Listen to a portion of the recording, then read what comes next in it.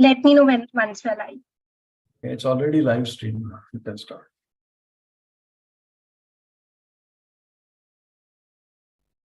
Fine. So I'll just share my screen and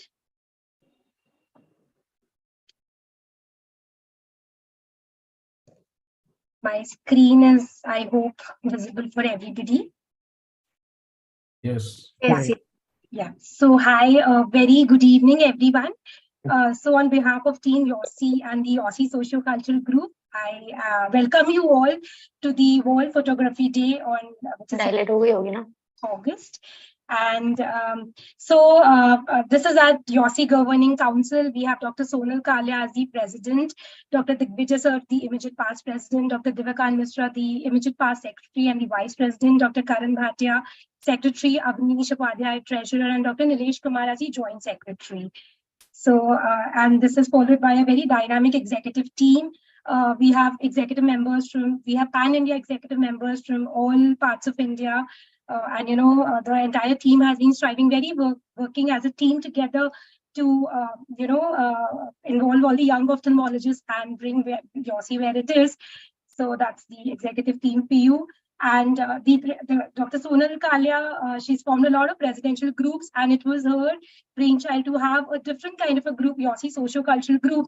And this is a group, as you can see, myself being there, Dr. Manushi, Dr. Soumya, Dr. Aditi, Dr. Richa Gupta, Dr. Priya, Dr. Rohit, Dr. Rakhi, Dr. Sunaina. We've been having a lot of extracurricular things related to the eye for young ophthalmologists.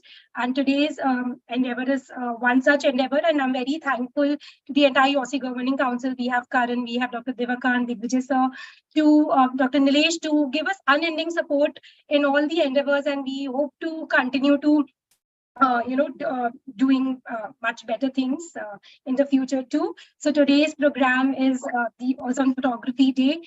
We have very interesting, ICI Everywhere contest. As we move on, you'll come to know what it's all about. And then we also have a practical toolkit of doing it yourself photography in Ophthal Clinic. We have some excellent young ophthalmologist speakers speaking on very practical aspects of, the photography in your Ophthal clinics. We've been very, lucky to have a guest of honor, Dr. Santosh Navar, sir, would be joining us soon. So, sir needs no introduction. Sir is a General Secretary, past editor of Midyear Journal of Ophthalmology, and he's a Director of Medical Services at Center for Sight. He's had a lot of awards to his credit. One slide is just not enough to introduce sir. So, sir would be joining us, and once he does, we'll be hearing from him as well.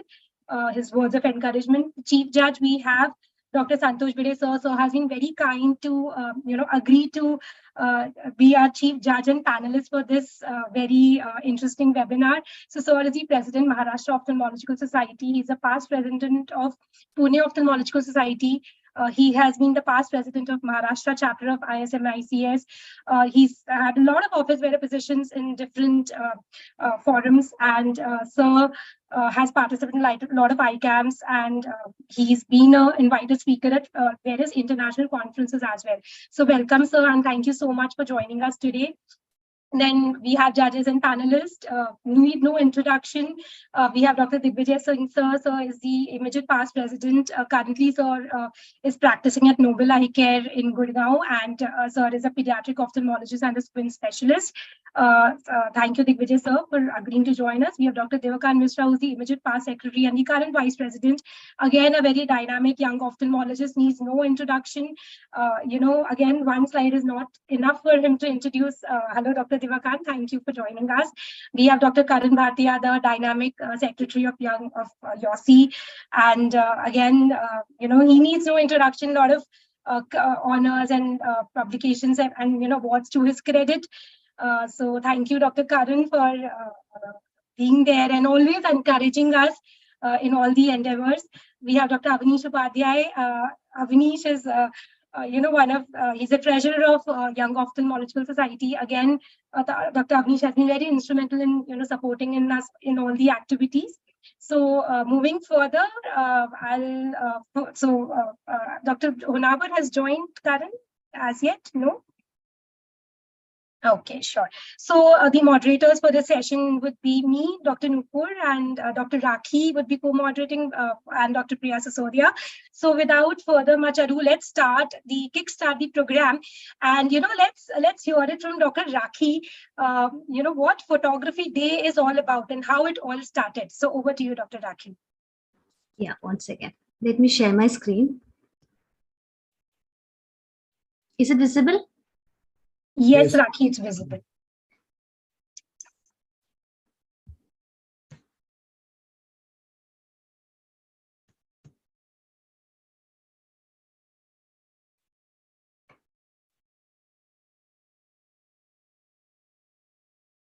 Yeah. So a very good evening, one and all. So today we are celebrating International Photography Day. I'm just going to give you a short intro about what is International Photography Day, its significance and its short history. So we are a world of photo fanatics, right? We do click selfies and photos. We capture every moment, even in the dangerous situations.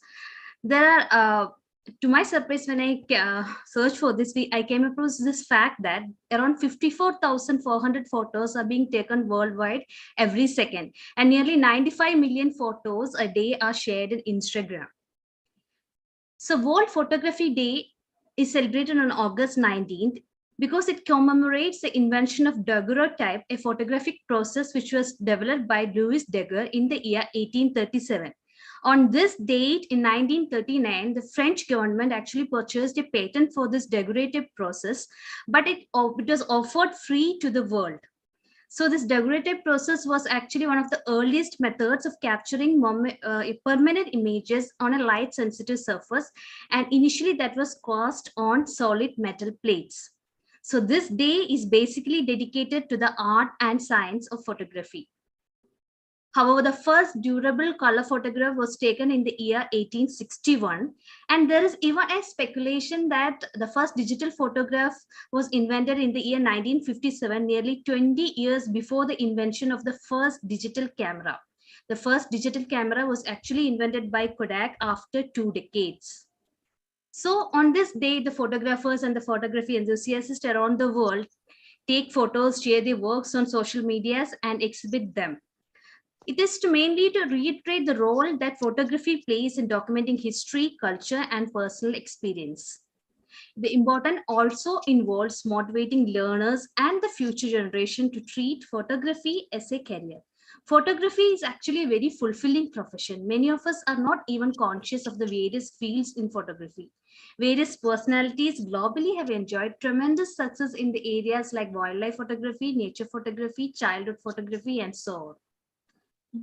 Since we are already become ophthalmologists, it will not be feasible for us to take photography as a career as of now, but we can actually follow it as a passion. These are all photographs which are taken by brilliant ophthalmologists. Have taken this from their social media, and you can see how beautiful they are. So actually they have excelled not only in their career, but also in their passion. And when I was searching through, I found that in LBO, there are so many photography workshops, and these great ophthalmologists, Dr. Manish Nagpal, Shopit Chawla, Suhas Sarvade, who has shared a lot of their works, which are so great to watch. Not only as a passion or as a hobby, photography can also be an aid in career. See, this is a page of Dr. Akshay sir, just citing one example. He keep on posting various pictures of his surgeries, and because of this amazing photographies, he has actually won nearly 1 million YouTube views also. So not only as a hobby, this photographic passion can also make you money also. So why do we wait now? Let's go and buy a DSLR and start develop a passion for photography. Thank you. So thank you, Rakhi, for that wonderful introduction of photography and setting the momentum right for this very, very interesting webinar. And so I'll invite our next speaker. So Dr. Shailja Tibrewal. So I'll just put this on full screen. So Dr. Shailja Tibrewal, she's a consultant at Shroff Charity Eye Hospital, and she has a lot of research interest. She has lot of awards and honors to her credit, and she's involved in the training of fellows and DNB residents at the Shroff Charity Eye Hospital, Delhi. And Dr. Shailja will be talking to us on the aspect of the doing it yourself photography in Orthal Clinic with respect to squint. So hello, Shailja ma'am, and I'll just stop sharing my screen and over to you, Dr. Shailja. Thank you, Nupur, for the opportunity. Thank you, YOSI. It's always good to be, on this platform. Hi, Karan. Hi, Bhide sir. How are you, sir? I'll just add that, when YOSI was in its initial, budding steps, Shailja played a very important part, and she participated in a lot of sessions and led a lot of sessions as well. This is way back when the first team was formed. Yeah, I agree, but I'm not very active. I take that front also, but thank you again, Nupur, for calling me. And I prepared this a very short time, so I hope I did justice to it. So I'll start sharing my screen. Can you see it, Nupur? Not yet. Yeah, it's there. Yeah. Okay. So it's a very short presentation. 6 minutes, right, Nupur? Yes. So photography in strabismus, why and how? And most of these photographs, in fact, all of them are taken from your own smartphone. And that is why it is do-it-yourself photography in strabismus. So I trained in LV Prasad Eye Institute, and there it was a very systematic method of taking photography of the squint patients. There were dedicated photographs. All we had to do is fill a form and send to them, and they used to click beautiful 9-gaze pictures, and we could even easily retrieve it from them. But when I moved to Shroff, where there was not such a very great system for taking photographs. In fact, only the places where it was interesting, photography was routinely done. So I felt the need and the urge, being an LVP fellow, that I have to document all my patients' photographs. And why do I want to do that? So I want to start with this 8-year-old male child who presented with outward deviation since 1 year, had an AHP, however, since AHP is abnormal head posture since early childhood. So he had a 15 degrees of right head tilt. If you see the extraocular motility, he had a right hypotropia or a left hypertropia, which was increasing in the right gaze and the left tilt. So it was a very classical case of a left congenital superior oblique palsy with a V pattern and also with exotropia. So I went ahead with the surgery, and since the superior oblique was lax, so I wanted to tuck it. But what I found was that I did not find the superior oblique at the scleral insertion. Immediately I could hook the superior oblique, and when I traced it back, it was actually inserting onto the superior rectus muscle rather than to the sclera, as you can see in the picture B and C here. So then the surgery was completed, that is advanced, and whatever was done, patient was okay. But then this case highlights the importance of doing a photography.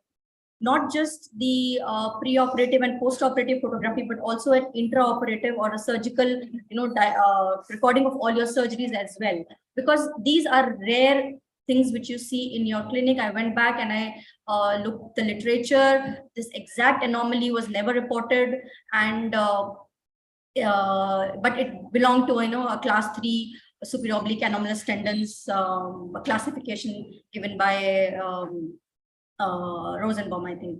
So it is very important to document. And I went back, I wanted to see the photograph of the patient. We had the photograph because of the habit of taking preoperative photographs, and you could compare it with the postoperative photographs. So documentation is very important. Photography in clinic is required. Foremost, it is required for documentation. So why? To compare the post-op results, not just for your learning, even for your fellows or your residents' learning, to show the patients what the different surgery has made, because sometimes they just don't realize it because they're so used to seeing their face that what difference the surgery has made, and sometimes it is very easy to show it through photographs. To monitor during follow-up, especially cases of paresis or restricted strabismus, myasthenia gravis, where during follow-ups the findings would change very frequently. It helps in cross consultation in a setup like Shroff, where your patient might be seen by some other doctor on some other day. So there, if you have a documentation that it is very easy for the doctor to compare the patient's findings. Also enables publishing your results. Like in our case, we could publish this case in JAPOS. And it is also important to record your surgery, as I mentioned, and useful in training. So first and foremost, is very much required for documentation and to show the patients the result. You can actually, as Raki has told, that you can post it online, or whenever you're posting pictures of patient, be careful that you hide their identity, only show their eyes and not show their face. Sometimes to explain to the patients and convince them. For example, these parents, they had gone to several doctors and they always said, my child has a squint, And looking at the face, you can see that, oh, maybe there is a squint there. But when you examine, there is no squint, and actually it's a pseudostrabismus because of the epicanthal folds. So you take a good picture as a patient to look into the flash, and there you can see the Hirschberg reflex in the center of the cornea. You show this to the parents, you tell them, if you see this, that means there is no squint. But if you click a picture with the child looking directly into the camera, and if the patient is, and now if you see that the dot in the center of the flash is not falling at the center, that is exactly squint. So that can be used to even train the parents to monitor their children and pick up squint earlier. And this is how you can demonstrate by pinching the nose, and you can see that, that pseudostrabismus component because of the epicanthal fold has gone, or the broad nasal bridge has gone. So when you start taking photography in a squint case, there are several components of it. You have to take picture not just of the 9 gaze, but also the abnormal head posture. When you're asking the patient to take, when you're taking the picture of abnormal head posture, instead of taking just the face, you have to take the whole torso of the patient with the neck and the face, so that you can see the relative position of the head in respect to the rest of the body. So you ask the patient to read the Snellen's chart, so that because most of the head posture, especially in nystagmus, they acquire it only while reading the smallest letter of the visible letter of their visual acuity. So you have to ask them to read, and while they're making their maximum head posture, you capture the picture. You do it for distance as well as you do it for name. Then comes the 9 gaze motility, which you call this composite picture, where your primary gaze, up gaze, you have levoversion, levo elevation, levo depression, dextroversion, dextro elevation, dextro depression. So this is the composite 9 gaze, which is required in most cases. However, even picture of tilt may be required in selected cases where there is a vertical strabismus. Like in this patient, there was a right hypertrophy on right tilt and left hypertrophy on the left tilt. You may have to take pictures with and without glasses if they are making a difference. At least in the primary position, you have to take with and without glasses. But when you're taking a 9 gaze motility picture, it has to be without glasses.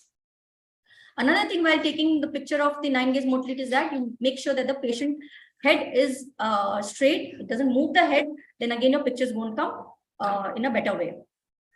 Apart from that, there are some special pictures which you may need to be required to see the profile of the face in case of suspected craniosynostosis or any facial asymmetry. You may need a bird's view in case of enophthalmos or proptosis associated with strabismus.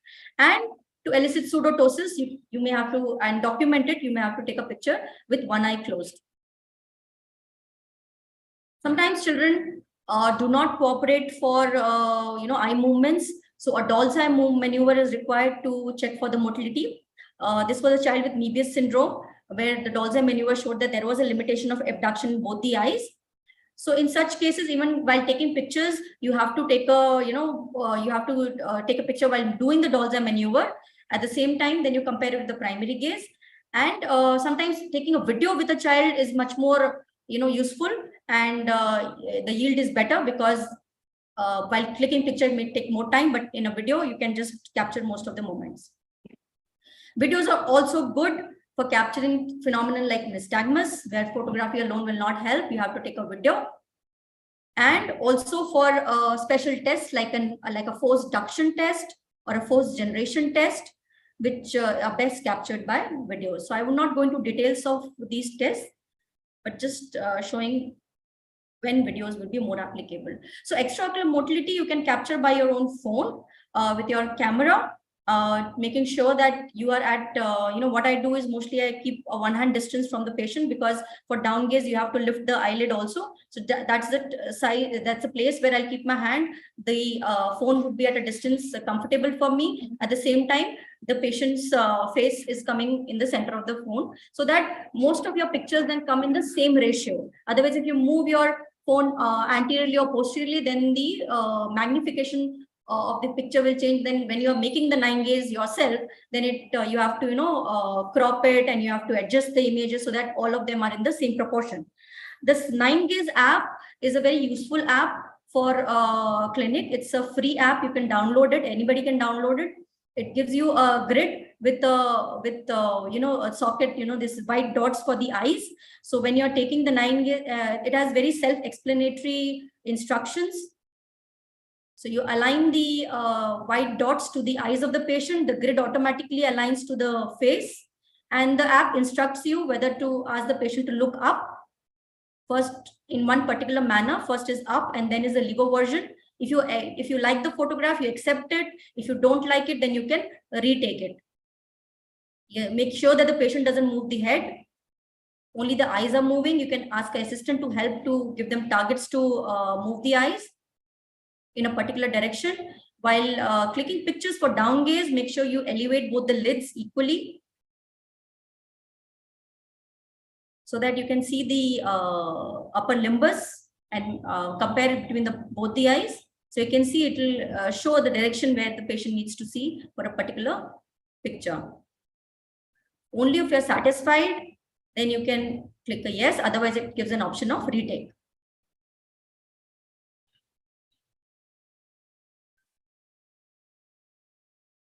So then it gives this composite picture. You can save the picture. You can save the MR number of the patient and the name of the patient. In the end, also, you can see if you are satisfied with, if you're not satisfied any picture, you can click on that picture and then it takes you back and you can click again. So it's a very useful, very handy, very quick app for capturing pictures for squint. However, it does not capture the additional gazes, the tilts, the special situations as I had shown.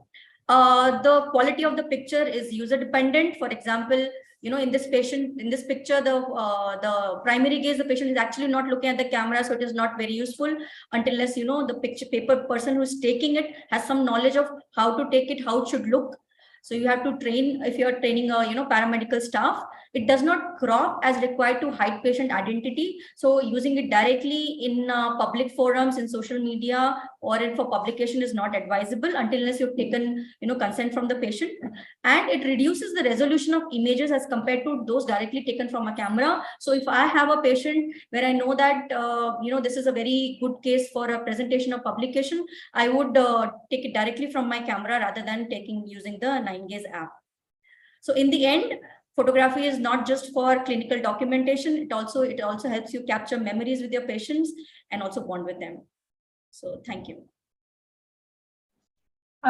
Thank you, Shailja ma'am, for that beautiful presentation. I think especially that, your talk about the 9 gaze app was very, very useful. Thank you so much. Our panelists, any comments from you, Dr. Divakant, Santosh sir, any comments from you, Karan? Avnish is there. I just downloaded the app and it looks wonderful. Yeah. Thank you for that. Yeah. Thanks for sharing that app. I just sent the name to my wife, who's a pediatric ophthalmologist. You should take a look at it. I'm glad it was useful.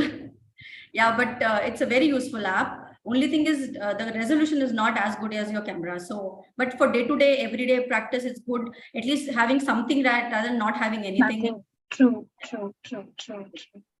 And Avnish, any comments from you? Yeah, thank you for having me here. And it's a great program actually to start with. And we have actually evolved from a time where we had COVID, where we were actually using photographs as a mean of communication to actually treat our patients. So having this sort of an elaborate program is like wonders, and let's hope we get more out of it. And thank you, Dr. Shailaja. It was a very good way of actually explaining, and especially the app which you discussed. I think most of us would download it and we'll go ahead with it. Thank you. Thank you. Thank you. Thank you. The audience can keep typing your questions in the chat box if you want to ask, and we'll keep taking those questions. So I think let's move on further. So we'll begin with our ICI Everywhere contest. So this contest, we started, it's just basically we thought we'll have a photography contest where, young ophthalmologists so involved in your profession that you tend to see eye everywhere. So we've had some overwhelming entries and beautiful entries. So the contest is basically I'll be projecting the photographs that the participants have sent. The participants will themselves describe the correlation with the eye. How for them it is ICI everywhere. Our judges will be giving the marks. The contestants will get a minute to describe the photograph. So let's begin with our first participant. Judges, so you already have the Excel sheet. So our first participant is Dr. Ramya. She is a consultant in pediatric ophthalmology and strabismus at the Cooperative Hospital Pioneer, Kannur, Kerala. So, Dr. Ramya, if you could just unmute yourself and describe your photograph for the audience and the judges. Thank you, ma'am. Am I audible? Yes, Dr. Ramya, you're audible. Okay. Not all waterfalls are sight to behold. The beautiful photograph of this waterfall situated in Kannur district, Kerala, taken during this monsoon reminds me of the most common affliction of the eye, the cataract. The word cataract is derived from the Latin word cataracta, meaning the descent of water over a steep surface or a large waterfall. As we all know, cataract is the leading cause of treatable blindness globally. It is our responsibility as ophthalmologists to help eliminate cataract and help them see the wonderful natural beauties of Earth. Thank you.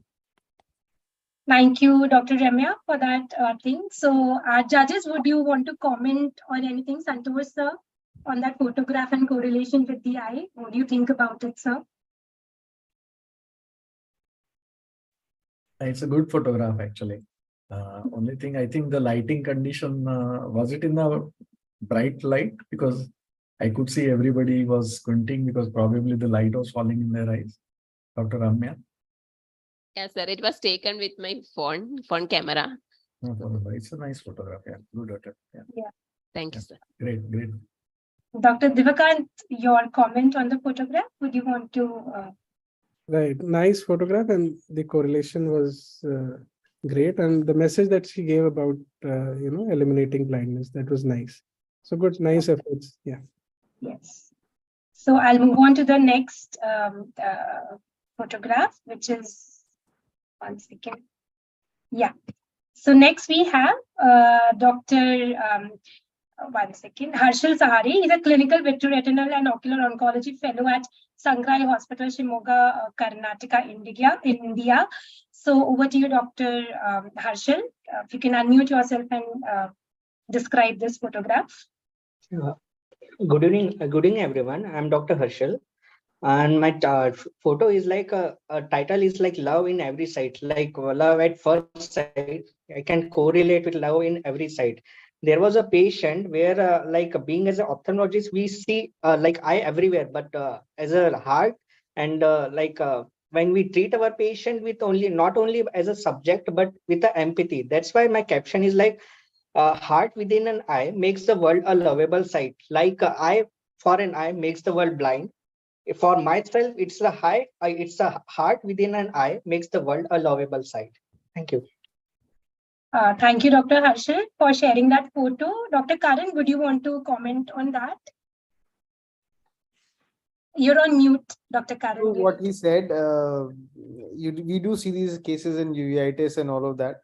But a wonderful picture taken. I would have preferred it to be a little bit higher resolution, but that's not always possible with the setup that you have. Everybody doesn't have those, but a wonderfully taken picture and a wonderful idea. Thank you, sir. Dr. Avnish, would you want to comment on that?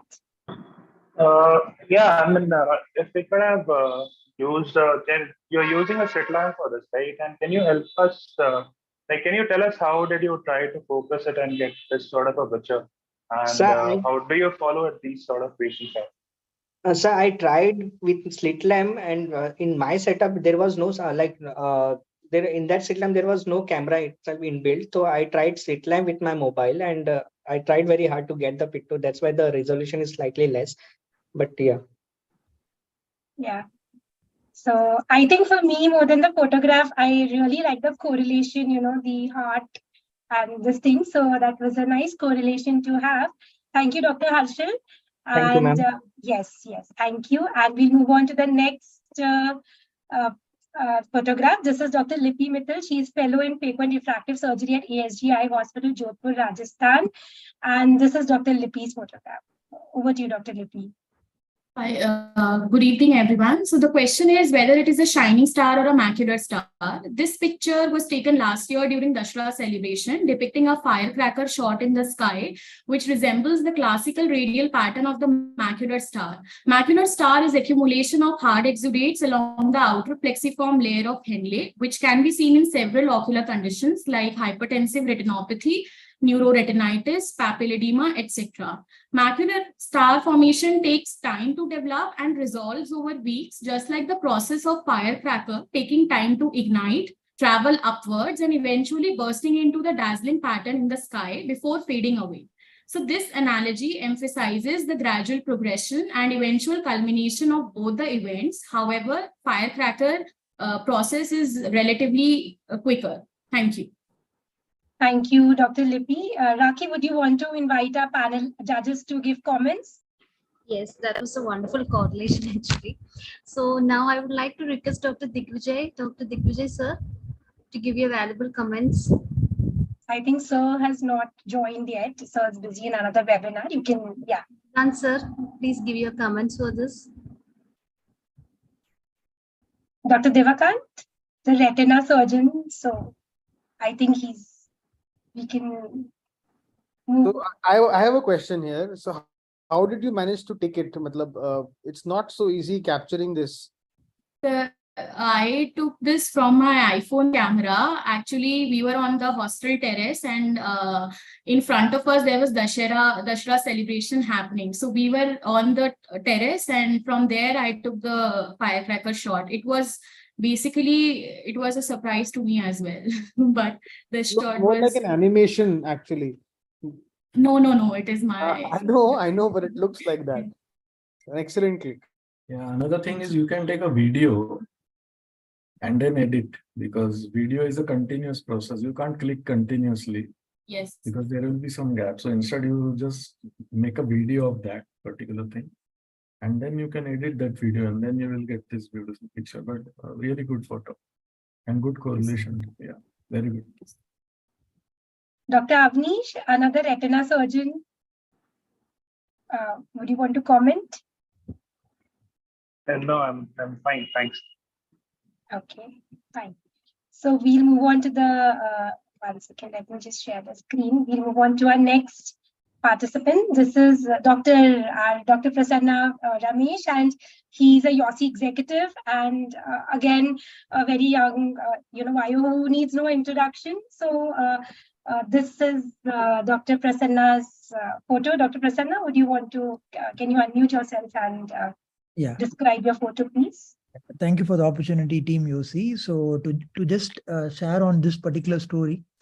So I was doing a routine cataract surgery, and then suddenly the rhexis was well completed, and the process went well.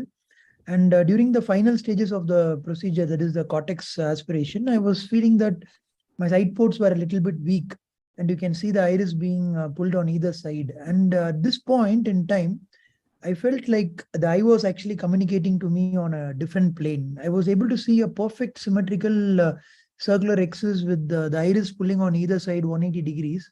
So I just stopped my surgery for a moment. I just freezed it. It's a video actually, as Santosh sir said, it's a surgical video. I just took a video and then snipped the photo out of it. I felt the eye was actually trying to communicate to me on a different mystical plane.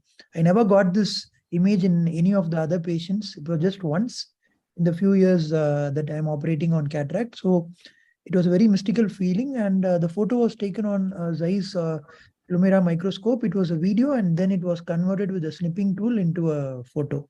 Yeah, thank you. Thank you, Dr. Prasanna. Priya, are you there? Okay, Rakhi, can you invite our panelists to give their comments? I have a question for Prasanna, actually. Yes, sir.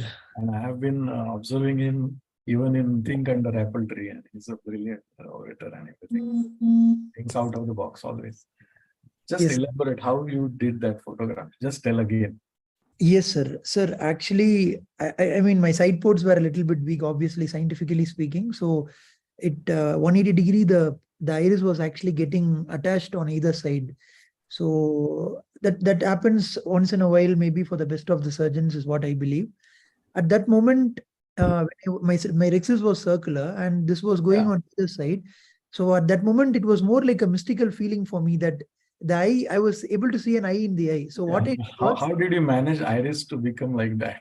That's my question actually. no, actually, I didn't, sir. To be honest, I didn't really attempt it. It just happened. I usually used to think, can I really have it another time? But it really didn't happen by it happened by choice or anything. It just happened by chance. So I just paused my surgery. I just enjoyed that moment, sir. If I'm not wrong, my unedited video, I have a 3 minute of unedited video. I just made sure I had my center focus zoomed up and down. Yeah. And I just cherished that moment. I never got that moment again. It was just once in a So iris got pulled towards the side either ports. side. Yes, sir, either side. And it was, since the rexus was circular, Yeah, we could see this that. happened to be like a cornea and this happened to mimic the Yeah. sclera. And it was, maybe it's going to be once in a lifetime moment. I don't Yeah, know. absolutely. So you took a video and then pulled out the photo. As you rightly told, I took a Yeah. video and then paused the exact moment and snipped it and took it at all, sir. Great. Thank you, sir. Thank Nice you. one. Yeah, good. Anybody else would like to comment? Dr. Karan? Okay, Dr. Devakant, Dr. Avnish. Thanks. Okay, we'll move on to the next photograph. This is Dr. Nishi Prasad. She's currently a resident at Gandhi Medical College, Bhopal. And this is Nishi's photograph. Nishi, over to you. Thank you, ma'am. Good evening to all. So this is a photo of our Bhopal's lake view. So I have captioned it as nature's ectasia, that is keratoconic lake view. So the photograph represents various signs of keratoconus. The shiny reflex of the sun in the red-orange cloud. It resembles oil droplet reflex seen with direct ophthalmoscope. And the straight vertical lines of the fencing gate, it resembles voked stria of the deep stroma of cornea. And the downward middle curve in the fencing gate, it resembles Munson sign, that is bulging of the lower lid and downward. So thank you. Thank you, Dr. Nishi. That was wonderfully correlated, I think. So Karan is the cornea guy. Your comments on this about her correlation?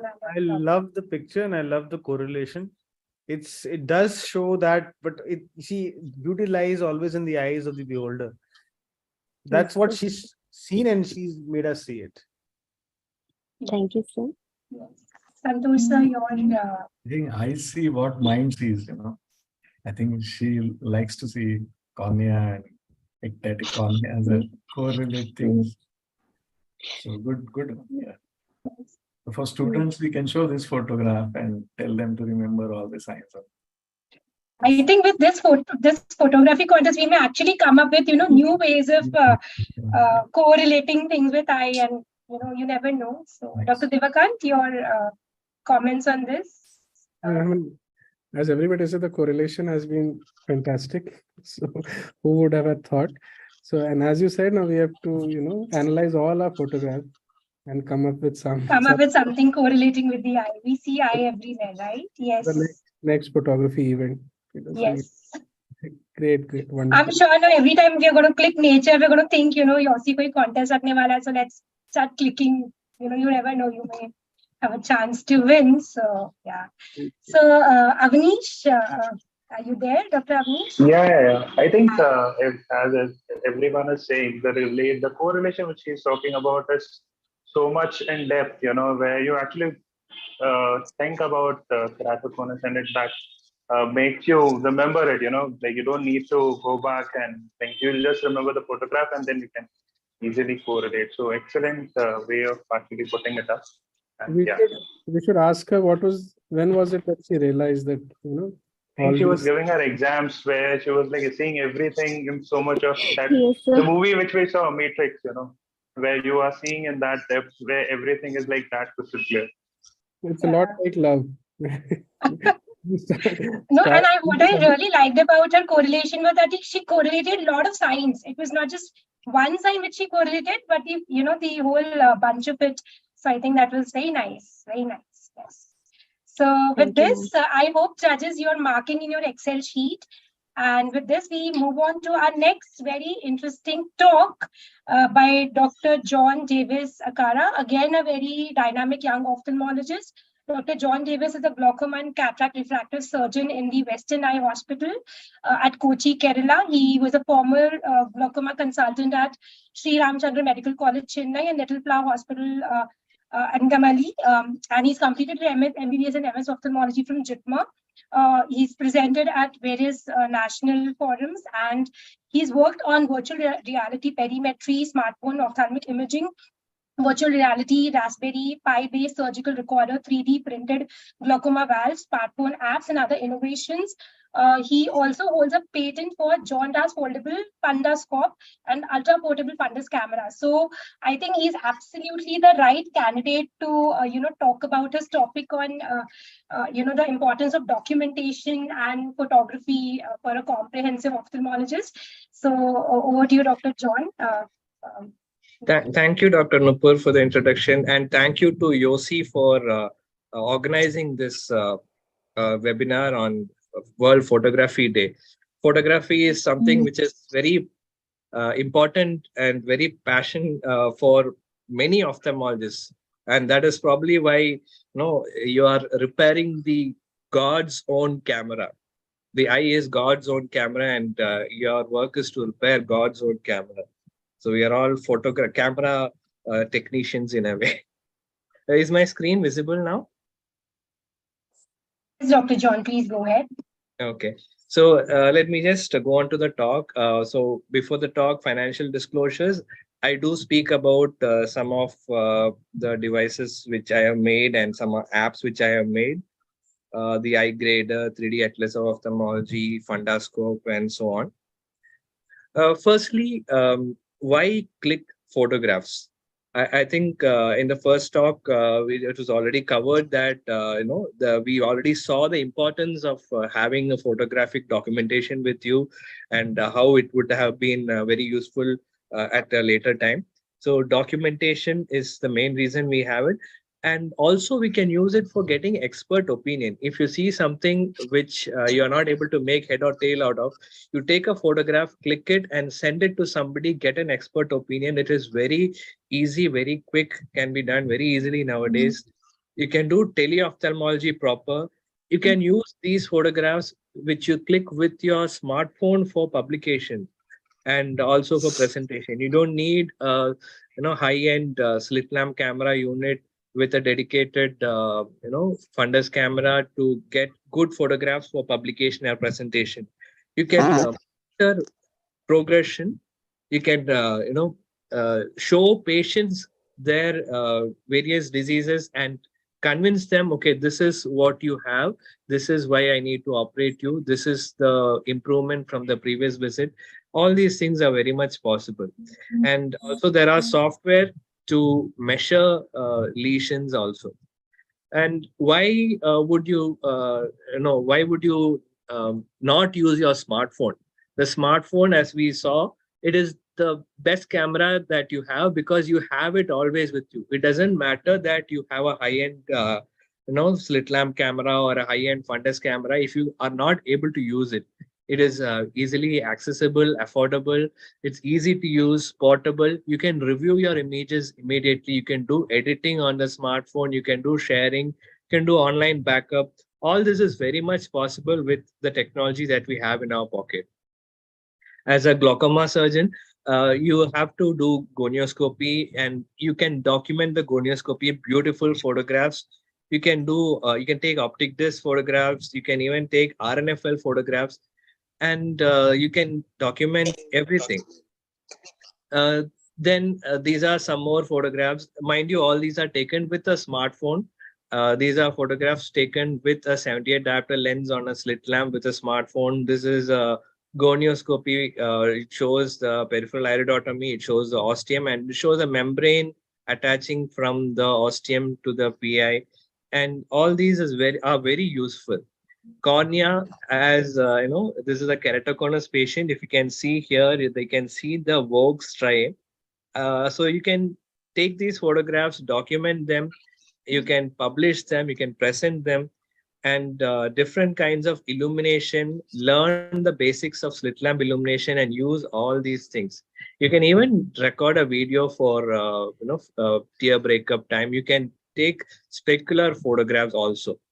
And one of the main reasons why you take photographs is if you are showing the same patient to different ophthalmologists, there is no uniformity. So you always need a clinical grading, and this grading helps you to objectively document the findings.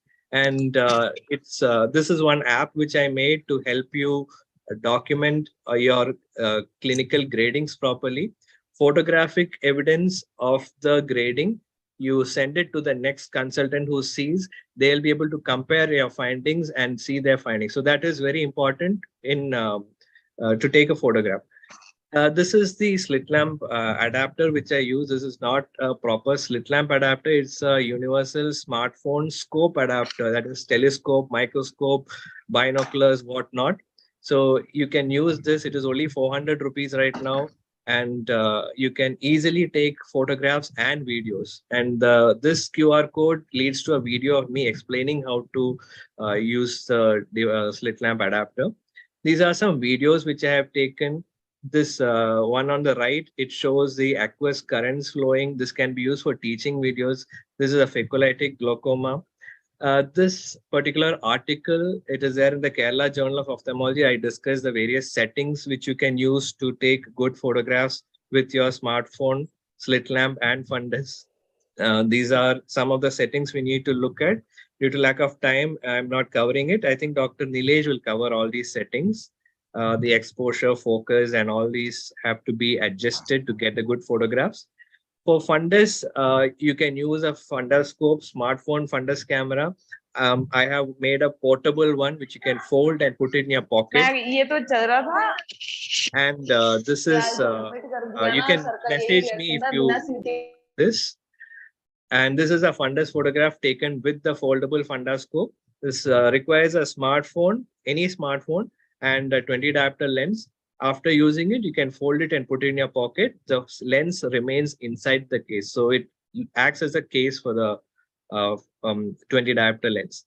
And also you can use these measurement apps. You can use ImageJ, you can use Image Meter. These can be used to measure various things on photographs. If you have a reference marking, if you know the measurement of any particular, suppose the nail you have in the photograph, you know the reference measurement, you can just refer that and all the other measurements will be automatically calculated. In this surgical photograph, in the speculum photograph, you can actually use this speculum as a reference marking. And you can measure angles as well. You can do Van Herrick's grading accurately if you want to do that. You can also, there is, ophthalmology is a very stereoscopic subject. You need to have depth perception to actually learn ophthalmology. So I made a 3D atlas of ophthalmology in which these are 3D pictures, which this particular type, you can use parallel eye viewing method, or you can use a VR headset to see. These are some more pictures. These pictures are red-blue anaglyph pictures where you can use the red-blue anaglyph glasses to see. These are also useful for teaching as well as for documentation. And this is the 3D Atlas of Ophthalmology. These are the headsets, very cost efficient. 500 rupees, 200 rupees. You can see 3D, document 3D pictures. These are some pictures which I have taken. I'll just quickly go through them. Van Herrick's grading. This one shows a Morgagnian cataract. This is, pseudo exfoliation, the inferior ankle. This is a decimet tear due to a laser. And also you can, focus your lighting to get the best pictures. So this is what I wanted to target the photograph at. So this is cut out and this is what is targeted at. And you have to focus also. In this, the iris is out of focus because I wanted to focus on the cornea. And here you can see this is right here. They have striae right here, horizontal on the decimets. And shadows are also important. Move the lighting around to get what is behind. So this is a fishtail of the posterior polar cataract. And this is a stellate, half stellate chromatic cataract. This is a subluxated crystalline lens. This is a specular reflection. All these are taken with smartphone. So learn your basic slit lamp illumination and you can do all these things. And I'll just go on because these are just images. These are all taken with smartphone on slit lamp with a 78 diopter lens. This is also taken with a 78 diopter lens, low brightness, wide illumination, and cut out in a circle. You can take this sort of pictures also, and red free also. And these are videos.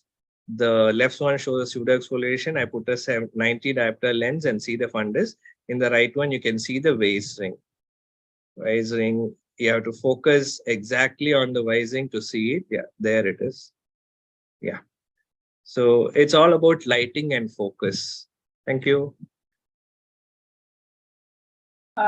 So thank you, Dr. John.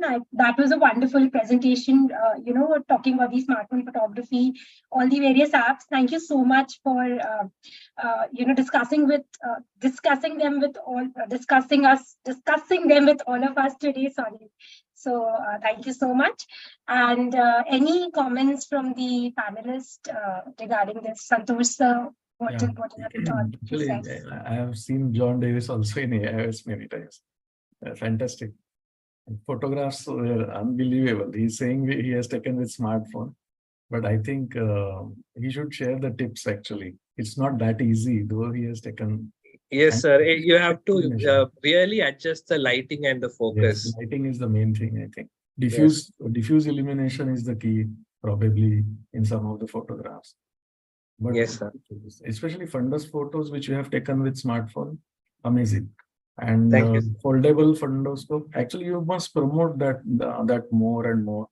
I think it will be useful to all the residents also, Yes, sir. That is my target, sir. I want all the residents to have a foldable fundoscope in their pocket. At least in Maharashtra, we have residents online PG teaching program is there. So maybe we can promote that in that program. So you can share my personal number. I'll share that number with you. Sure, sir. Thanks a lot. Excellent, as always. Yeah, Dr. Karan, any comments from you regarding John's? John is excellent as always. I've learned a lot of photography tips, and I will be calling him up after this also for something. So we also have a couple of friends joining us from Nigeria. I can see in the chat box, Dr. Alice has been typing, appreciating the apps that Dr. John has shared. So, Dr. Alice, can you unmute yourself and hi. Dr. Alice, are you there? I think she's... Yes, yes, I'm here. Hi. Good evening, all. I'm happy to be here. Very wonderful presentation. Thank you for allowing us to join. Thank you, Dr. Alice. Thank you for joining today. Hope you find this webinar useful. Thank you. Thank you so much. This is being recorded so that we can share a recorded link to. So it's live on our YouTube channel for everybody to see later. Okay.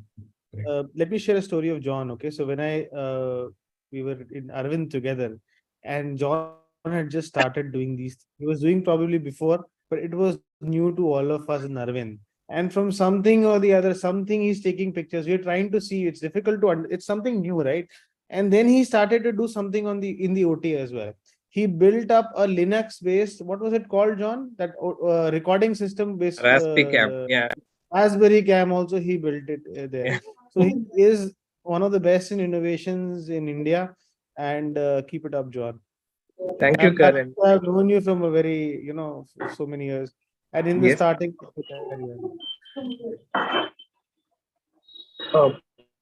Hi, John. How are you? I want to ask you a couple of questions regarding to your for your presentation, which you're talking about. One is, which phone are you actually using when you're using your app, and is there any inter-observer change or reliability as compared to, because even that matters when you're talking about lengths of what you're taking as a reference. So is it different or different? And thirdly, if you're using it, I think screening is one thing which we are apart from PT students, we can have it in different places where you can do diabetic screenings. So if you can give some tips as to how to focus this and how to use the app and which phone to use and how do you go about with negating any inter-observer changes. Thank you, Avnish, for the questions. So let me first start with the the fundus part of it. So honestly speaking, fundus photography with smartphone does not give very high resolution photographs. So I would recommend fundus photography with these regular smartphones for just documentation. If you want to do screening, I would with the smartphones that you have. With the smartphones that you have right now, if you are using just your smartphone illumination, it would be only for documentation. You do screening with your regular tools and then use this for documentation. If you have high-end coaxial illumination and optics, maybe you will get good pictures. But inter-observer variability is definitely there. For documenting anterior segment findings, smartphone tends to perform very well. You can get pictures with the smartphone that the regular slit lamp cameras cannot get, mostly because those regular slit lamp cameras have very poor quality sensors. I don't know why. They have very poor resolution and poor pixels also. So I think in the interest of time, we'll we'll just move on to the next. We have a long program. Thank you. I think such wonderful talks and the discussion can be simply endless. So we can probably have part of the session again. And right now we'll move on with the next set. So moving on, I'll invite Dr. Priya to introduce our next participant for the ICI Everywhere contest. Over to you, Dr. Priya. Thank you so much, Dr. Nupu ma'am. Good evening, everyone. And thank you, YOSI, for giving me this wonderful opportunity. So our next participant is Dr. Sandeep Chaudhary. He is consultant phaco-refractive cornea and glaucoma services in HG Eye Hospital, Jaipur. And he has completed his MS ophthalmology from PGI Chandigarh. So over to you, Dr. Sandeep. Ma'am, can you show the slide of the photo? Okay. Good evening, everyone. This is a photograph of moon which I clicked on a full moon's night with my camera. This holds certain resemblance with the white cataract. The dark spots on moon resemble the areas of liquefaction in the lens matter. And just the way moon illuminates with milky white glow in night, white cataract gives us milky white glow on slit lamp examination. As beautiful as it may look, it does come with a dreaded sequelae, that is blindness, hence the name beauty causing blindness. Thank you. Thank you, Dr. Sandeep, for that. Santosh, sir, your comments on the photography and the correlation. It's good. The caption is very catchy. Thank you, sir. Dr. Sandeep, it is really nice. Very good. Yeah. Dr. Karan, your comments. Okay, fine. We'll move on to the next. Priya, you can just introduce our next participant. Our next participant is Dr. Nishi Prasad. She is resident in the Gandhi Medical College, Bhopal. So over to you, Dr. Nishi, ma'am. Thank you, ma'am. So this is a late evening photograph taken from Siliguri district of North Bengal. So this photograph represents various signs of cicatricial ROP. So the red background can be compared with the proliferative vasculature. And the straight cloudy lines at the inferior part, it resembles a straightening of the vascular arcades. The wavy red clouds resembles retinal fibrosis, and stretching of the red cloudy areas at the center by the blue clear sky, it resembles dragging of the disc and macula. Hence, dragging proliferative clouds. Thank you. Beautiful description of image correlating with ROP. So, judges, do you want any comments? Divakan, sir. I salute imagination of all the participants, actually. Really, it's great. Very creative. Yes. Any comments from any other? Avnish, are you there? Yeah, I think it's a beautifully made comparison and nice work, I think, with the photograph. Yeah. Thank you. So we move on to the next photograph. Priya, can you introduce the next participant? Our next participant is Dr. Ravli. She's second year PG from KFM SR Coimbatore. So over to you, Dr. Ravli. Dr. Ravli, are you there? I think Dr. Ravli couldn't join. She's traveling, so I'll present it on her behalf. So she presents us as a whole new world. So eyes are the windows to the beautiful world outside and the soul inside. This magical organ captures mesmerizing memories like the man-made camera. How amazing is this creation of God? Such intrinsic details and complexity in such tiny space. Let's protect this gift of vision and pass it on to others so they can see a whole new world. So that was Dr. Ravli. So any comment, Karan, on the photograph? Dr. Santosh, sir? She has given a beautiful message of let's pass on. So she has touched the topic of eye donation also. So great. Congratulations, Dr. Ravli. Yeah. So we'll move on to the next photograph. Priya, can you introduce our next participant? So our next participant is Dr. Megha ji. She is consultant in the Narayan Nethralaya, Bangalore. So, ma'am, can you share the picture? Okay. So over to you, Dr. Megha. Hi, I'm Dr. Megha. So when you're a glaucoma specialist, you see retinal nerve fiber layer defects even when you're gazing at the sky. So I've named it as RNFLD in the sky. As you can see, there are 3 different hues which I captured with just my mobile phone. And this I felt looked more like an retinal nerve fiber defect, which is radiating from the optic disc towards the periphery. Yeah, thank you. Okay, beautiful description, Dr. Megha. So judges, any comment, Dr. Santosh sir?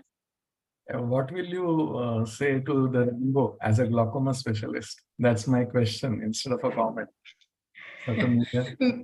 Maybe what the patient is appreciating the colored halos or something. Okay. Yeah, it's okay. Nice. Yeah. Megha, what is actually causing this photograph to look that way? Why there is different shades in the sky? What is actually happening there? This was in the coastal area at Pondicherry. So during the sunset, many a times during this monsoon region areas, this times this used to happen on its own. Some sort of scattering, and because some clouds are obstructing that particular race, I'm not sure why exactly nature is because it playing looks like very beautiful, and the photograph has a very delineated sort of a straight line between the two exactly. clouds, or maybe the diffraction which is happening. So with me And seeing very RNFLD day in and day out, I used to, I really felt that and I captured it immediately. Thank you, Dr. Megha. We'll move on to the next in the line. And Priya, can you introduce? Yes. So our next participant is Dr. Richa Jain. She is a consultant at Murlidhar Kripa Eye Hospital in Maxi, and she has done her fellowship in Department of Pediatric Ophthalmology and Strabismus from SNC Chitrakoot. She is excellent surgeon and she is my senior. So over to you, Dr. Richa, ma'am. Hello, everyone. So actually, this photograph was taken in the early month this year when we were seeing a lot of conjunctivitis patients. It was in the peak. And as I'm working in a trust hospital, I was completely I was all the time seeing conjunctivitis patients. My whole hall was full with the conjunctivitis patients, constant WhatsApp messages. I'm sure everyone was going through that. So one morning when I got up and I just took out a tomato from the fridge and I saw this. For a second, I just thought that am I hallucinating it, or is it the tomato showing me red eyes again? So, but no, it's for real. So the beauty of nature and my ICI everywhere attitude inspired me to take this photo instantly with my phone. Thank you. Very beautiful description of photograph, Richa ma'am. Santosh sir, any comments regarding the photograph? Yeah, I think whatever she has described that's what she is seeing, but maybe others can see differently. We could see 2 eyes, maybe. I don't know. but nice. It's a different way of thinking, you know. Yeah. Maybe others can comment on that photo. Is I any other think, comment from the judges? yeah, I think it is something what we kind of have it in retina where we end up doing during my fellowship we used to do a lot of lasers. So by the end of the day, we used to actually see like after image of flashes of light, and we used to wonder whether we are actually going to have a retinal detachment or not. So this is like a similar analogy where you are seeing so much of conjunctivitis where you actually kind of start relating very normal things to this. So yeah. Thank you. So Thank you, with sir. this, we move on to our next participant. And no, we have a next talk actually by Dr. Nilesh. So Nilesh is our joint secretary and he is a KMC Manipal and JNMC Belgaum Lotus Eye Hospital Coimbatore alumnus. He's trained in retina at LEH Coimbatore and DEH Patna. He is now a medical director at Madhvi Netralaya Ara. He has innovated a novel smartphone-based gonio imaging DIGS Pro, which has been awarded at multiple innovator sessions. He holds a special interest in academics and research and has authored around 85 published articles and has presented over 65 papers and invited lectures in various national and international conferences. His current area of research is smartphone imaging and medical retina. So over to you, Dr. Nilesh, for your talk on smartphone photography. Thank you so much, ma'am. Thank you so much for this opportunity and thinking about me for this wonderful topic. And I'll start sharing my screen just a second. So I also wanted, because photography has been my passion. Is my screen visible? Yes, Nilesh, yes. Just put it on Okay. slideshow, please. Yeah. So photography has been my passion for a long time. I started clicking photographs during my internship, during my MBBS days actually. And this is the photograph that I had taken during my rural posting in my diploma day. But I couldn't think how to correlate my photographs with I, so I couldn't submit. So I thought that I'll share my photographs here in my talk itself. So this is, what I thought that this could be a Siddle sign, but Lippy has beautifully demonstrated it to be a macular star. This was taken during a fire show at my MBBS, and Santosh sir was asking, sir, how to take this photograph. Actually, you just have to take a long exposure shot. This was a 20-second photograph, a photograph taken over 20 seconds that culminated into this. And this is, I was playing with smoke. This is a smoke that comes from agarbatti, that incense stick. So this I tried using spoon, and then I took this photograph. This is actually a kind of a specular reflection that I have taken, light bouncing off from the background. And this is my page that is on Facebook, but from last 2 years I couldn't upload anything since I started my own practice. So coming to my talk, actually, my talk is pole-to-pole smartphone photography. Why smartphone photography? John sir has beautifully told, because he has been passionate about smartphone, and he is correct about that. Smartphone is the most easily available and accessible camera, and even if you don't have any setup, you can take really good photograph from smartphone. And it starts from, and it actually starts even before anterior segment, as in the first talk it was shown. You can take from adnexa to the optic disc, anything you can image. So acknowledgement for this, many of these slides, the images have been provided by Dr. Pranesh Ravi. Thank you for that. And just to announce, this is not a skill transfer course. This is not an instruction course. This is just to sensitize the audience that, okay, these are the options that are present, and detailed video of each of this technique is available online. So it is no point going in detail to over each of these points. And some financial interest is, of course, because I own Dix Pro. I have the patent and I have a commercial interest in that. So now, what are two types of anterior segment images that we can take? It is something that is slit lamp dependent, and that is something slit lamp independent. And slit lamp dependent images, imaging adapters, what you have to do is you have to have a slit lamp, It can be either portable or it can be the table mounted what we have, and use the optics of slit lamp align with smartphone camera. So it is a uniocular view. You align your smartphone with one of the ocular and use the other ocular to focus, or you can use the screen of the smartphone to focus. And then when you get the desired magnification and the desired alignment, then you click the photograph. It is most of the YOS have gone, and just as John has told, all of those images are taken using this slit lamp dependent method. And commercial products use the same funda, but they use a beam splitter, so you get the binocular view in that. And then there are slit lamp independent. So slit lamp independent, the problem is that you use the flash of the smartphone, so you only get diffuse illumination, you can't get anything else. So Dix Pro can be used for that. ASPI is by Dr. Prithvi Chandrakant, a brilliant young ophthalmologist trained from Arvind, and he has used intraocular lens to provide the same. And then handheld images, Anu Soni sir is here, and he has innovated, he has taken brilliant photographs just using the camera with his hand. And slit lamp illumination, you can use external source to focus, to project a slit, like a retinoscope slit has been used by Dr. Amar Pujari to take brilliant gonio images. So these are some of the commercially available adapters that can be taken for entire segment photograph. The most left one is shown by Dr. John sir.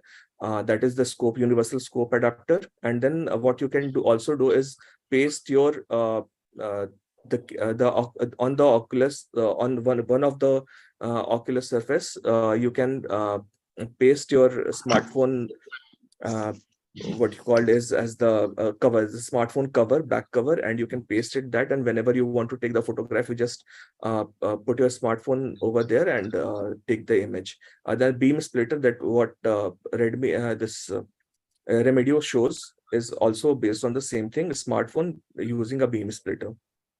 Now coming to gonio imaging, my area of interest. This is there are two options that are very readily used. One is Dix Pro, that gives you when you use it 2, 3, or 4 mirror gonioscope, or even 6 mirror gonioscope, you can get a all around 360-degree images. And the another one is on the bottom left, bottom right side, is the ASPI, that is the intraocular lens pasted over iPhone 5 by Dr. Prithvi, and he has also taken brilliant photograph by the magnification that is given with the intraocular lens. He had used, I think, plus 10 diopter lens, plus 10 and plus 20 has been used. These are the images that I have captured using my Dix Pro. You can see there is angle recession with some amount of hyphema in this angle. You can see an iridotalis cleft, very faintly seen over here. Then you can see a glimpse of disc also if the pupil is semi-dilated in a beautifully open 360-degree image, and a peripheral anterior synechia that has been taken. The detailed process of taking image with Dix Pro is available on YouTube. You can just search Dix Pro and you can get the image by that. You can see a sample C line over here. You can see a plateau iris configuration, a kind of double hump that you can see in this photograph. And this is an inverse hypopyon, that is silicon oil that has come into the angle, and you can see it beautifully being reflected on this gonio mirror down here. A big silicon bubble again being reflected into one of the gonio mirror on the temporal side. And this is multiple peripheral synechia. It was a bad case of neglected trauma that presented at least 3 years after the trauma, and we can see multiple synechia all around, and intractable glaucoma this patient was having. And coming to posterior segment images, again, this is my mentor, Dr. Ashish Sharma's MI RedCam, Made in India RedCam, that is gives a fixed distance. This was one of the first adapter that was available for a smartphone, and obviously John Davis sir has got a new idea of foldable fundoscope, so that the portability even becomes more accessible. And then before fundoscope, I think Dr. Prithvi had worked on Trash to Treasure RedCam, on which John sir also had some role to play. They innovated use of a normal pipe that we use for our plumbing at a fixed distance, and this 20D adapter 20D attached to one of the end of that pipe and the phone on the other end, and that was the first I think DIY thing that I used. I made it when I read that article in IGO during my diploma, before I worked with Ashish Sharma sir, and after working with him I started using my RedCam. And then that was Zazcam was there. Jazzcam is similar to open similar open scheme as of Ashish, that is from Dr. Jatra. And then Vogue also came with InView, but because they were MNC, they had to place quite a high price. They placed the price quite high, and that's why they, I think, failed commercially in this. And then also you can use your smartphone. This is not a photography thing, but you can use it for toric marking. Patwardhan has come up with his iToric Patwardhan axis marking, and that is also a brilliant way of using a smartphone for even toric alignment, and it really works. And then there is John sir had innovated on Raspberry surgical camera. That is good to know. There are multiple other similar smartphone based imaging devices. Sorry. So what they do is use one of the splitter, one of the end, and you can just attach, instead of attaching your medical grade camera or the DSLR, you just attach your smartphone over there, and it takes the image. So it is pretty simple. And the good thing about this iPhone is it is very lightweight. Most of them use iPhone, because iPhone is good resolution, and it is very lightweight, so that even if your camera, even if your microscope is of old build, if it is not supporting the weight of DSLR, your iPhone can really work well, and you can get a brilliant surgical recording device. Remedio has come up with one commercial. I think it costs around 2 lakh or something, and there are multiple other similar devices available also. But it is not all about clicking. It is all about editing as well. You can see this is the image that I took using a slit lamp and a smartphone, OnePlus smartphone. On the left hand side was the original image, and then I edited, and you can see the fibers, the zonular fibers, are how beautifully they are being seen in this. So if you click an image and you see that the details are not coming, then you have to go I had edited using Snapseed. That is an app that is available on Google Play Store. Otherwise you can use also Photoshop. I find the apps that are available on Google Play Store or Android very handy, because I can just on the go I can do the editing. So that's all I had to say about today. And if any detailed video anybody wants to have, you can just email me and I'll share you the detailed video. Thank you so much. Thank you, ma'am, for the opportunity. Thank you, Dr. Nilesh. I think that was a fantastic presentation. Thank you so much. So let me just tell you how this idea of webinar came around. I was speaking to Dr. Sonal that from YOSI Social Culture we wanted to do something with the photography day, and she immediately took Nilesh's name. Yeah, and you must have Nilesh speak about his smartphone imaging. So I must thank Dr. Sonal also for giving shape to this abstract idea that we had, and culminating a contest with this photography, in Oftal Clinic. So thank you, Nilesh. Santosh, sir, your comments. So instead of commenting, I would say that I would like to thank you all for inviting me for this, because there is a lot of learning. And of course, photography is everybody's passion. So even I like to take photographs, and I'm learning quite a bit. Brilliant. And I think Nilesh was also there in one of the MOS webinars, if I am not wrong. Yes, sir. It was on finance webinar. Finance webinar. So yes, brilliant. So in fact, now I'm thinking to have a similar webinar for our Maharashtra Ophthalmological Society. It's already crystallizing in my mind. I'll be inviting brilliant YOSI members for this one. Thank you. So I just want to add, Nilesh, excellent presentation. And from this forum, I would want to urge you that instead of having a webinar, we can have rather than on a more what do you call what do you say, having Practical. a real time practical way of actually getting it done. So where we have SSTC programs, we can have a real time program, whether it is in Maharashtra or in an AIOS, where that can be urged, and we can have a real time people like Nilesh, Dr. Davis, where they are showing us how to use it in SLETLAM, or in different scenarios, so that from a PG to a senior consultant can learn, and that would be very handy for them. Yes, absolutely. Yeah. Yeah, I think Rohit has been doing a lot of hackathons, right, Nilesh, in this aspect? Rohit sir is organizing one of the. In fact, MOS had done a hackathon, so we Yes, have yes. named it as a innovation. Instead of calling hackathon, because conventionally engineers think in a different manner, hackathon. So we had innovative ideas related to ICE, so we have termed it as innovation. And it was conducted in actually College of Engineering, Pune, which has a history of 125 years. And Sir Vishweshwaraya, Mokshagundam Vishweshwaraya is a student of that COEP Pune. So we had various teams, and we have selected 4 teams. And those teams are working on the projects which were given by Neeraj Istani, Rohit, Jain Khatib, and all others. So hopefully during our MOSCON at Kolhapur, they will show the final product. So I request you all to join us at Kolhapur for MOSCON, which is from 27th of October to 29th of October.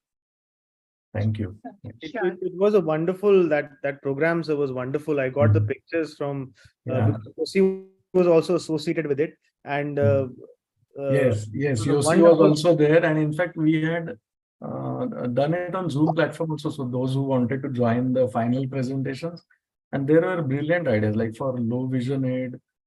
There is one, in fact, a smartphone based topographer. They are working on topography, and even from engineering students point of view also, they have also different way of thinking and brilliant ideas. So there is also one speculum, disposable speculum with drape. That also they are developing. Topographer, they are developing. Low vision aid, they are developing. And it's great actually. So it's really something different, but very useful to all the ophthalmologists. So I'm sure with such collaboration, there will be brilliant new ideas will be coming. And make in India, basically, we can have that make in India thing also. Yeah. Thank you, sir. So I have a question over here. So I am using the AIM from Remedio, and one of the challenges that it has is is that you can't compare images. So I was in touch with that team, and they were developing a software, but eventually about 2 days back I got the news that they can't develop it. There were some issues with it. So that is one of the challenges with this. So my question over here to everybody over here, the experts in photography, would be: would you prefer something like that, an AIM thing, or would you prefer a simple slit lamp photography unit, like the branded ones, like from Topcon or Appa? Which is the way to go ahead? But Topcon also doesn't provide a compare feature unless you are having imaging systems such as a topographer kind of system like Atlas or something. You can't actually have a comparison. I have a Topcon slit lamp, Topcon imaging system in my slit lamp, but I end up using my smartphone more often than that because it gives me much more like freedom to move around. One of the workaround around this is that you put all your images on Google Drive. So what Google Drive does is, if you have the same name or if the same name you keep saving, like you have MRD number or something, if the same MRD number, then it will save as MRD number version 1, version 2, version 3, version 4. So you have at least all the images in the same place. 1, 2, 3, 4, you can just scroll it and show. So that is one. Appa does give that feature because I've used that extensively. I don't have any. The quality of that versus the quality of these smartphones. I think a lot of people would have this question: the quality of the image versus the quality of image with an iPhone, for example. Any comments on that? Actually, which is the best smartphone to use for slit lamp photographies on this thing? Yeah, unmatched iPhone resolution is unmatched. If we come, but the problem is, sir, to keep an extra iPhone just to take images. Which model of iPhone? Which model of iPhone? iPhone 5s had the best. After iPhone? that, I think iPhone 5s, the earlier the 5s version, it was iPhone having the 7, iPhone SE2, those are SE2. good. I was using Currently they are that 7. John sir, I'm using iPhone 12 Pro with the elephone boat adapter. And it's well actually for especially the young ophthalmologists. I think rather than going in for a product wise like an Apasami or a Topcon, I think as you started the initiative in Pondicherry, a simple phone with the no financial disclosure, the boat adapter, elephone boat adapter, 700 rupees from Amazon. I think that's so still I am doing my anterior segment photography. I am the currently using the smartphone sensors tend to be much better than the ones they put in the slit lamp cameras. Their sensor quality, the pixel sensitivity, the sensor sensitivity, all those are not very good in the slit lamp cameras compared to the So smartphone. John, you would recommend, actually I was going to call you after this because before I finalized the aim, I spoke to John about this. So my question is over here is, should I, because I was asked after them for about a year or so for them to build the comparison feature in their app. Now it's not available. They can't do it, they said. So should I still stick with this, or should I go and upgrade to a upper slit lamp where Sir, you can get an app built in 50,000 rupees rather than spending lakhs on new image system. Just get an app built by yourself and then share it with us also. Okay. So as we mentioned that, the discussion on this topic can be just endless. And I think we can have a whole conference only on smartphone photography and, have a huge discussion. Still, I think that would be not enough. But in the interest of time, I'm so sorry to interrupt everyone. I think let's move on. Thank you, Nilesh, for a wonderful presentation again. And now I would invite Dr. Rakhi to please introduce our next participant for the ICI EduAid contest. So next participant is Dr. Lipi Mittal. She is a fellow in phaco and refractive surgery at the ASTI Hospital, Rajasthan. Dr. Lipi, and now I invite you to please describe your photo. So good evening, everyone, once again. This is an image taken through one of the arrow slits of the city palace located in Udaipur, Rajasthan, resembling tunnel vision, where the central focused area represents the preserved central part of the visual field. As we go towards the periphery, details start to get blurred, representing the constricted peripheral vision experienced by a patient having tubular or tunnel vision. Several ocular conditions like advanced glaucoma, retinitis pigmentosa, etc. can lead to tunnel vision formation. Thank you. So thank you, Lipi, for that wonderful correlation. It's our, in-house now glaucoma constricted vision. We've got a nice photo. Santosh, so your comment on this? Nice description. That's a standard. Yeah, it's great. Yeah. Good photo and standard description. Nice. Thank you, sir. Fine. So we'll move on to the next participant, Rakhi. Yeah. Yeah.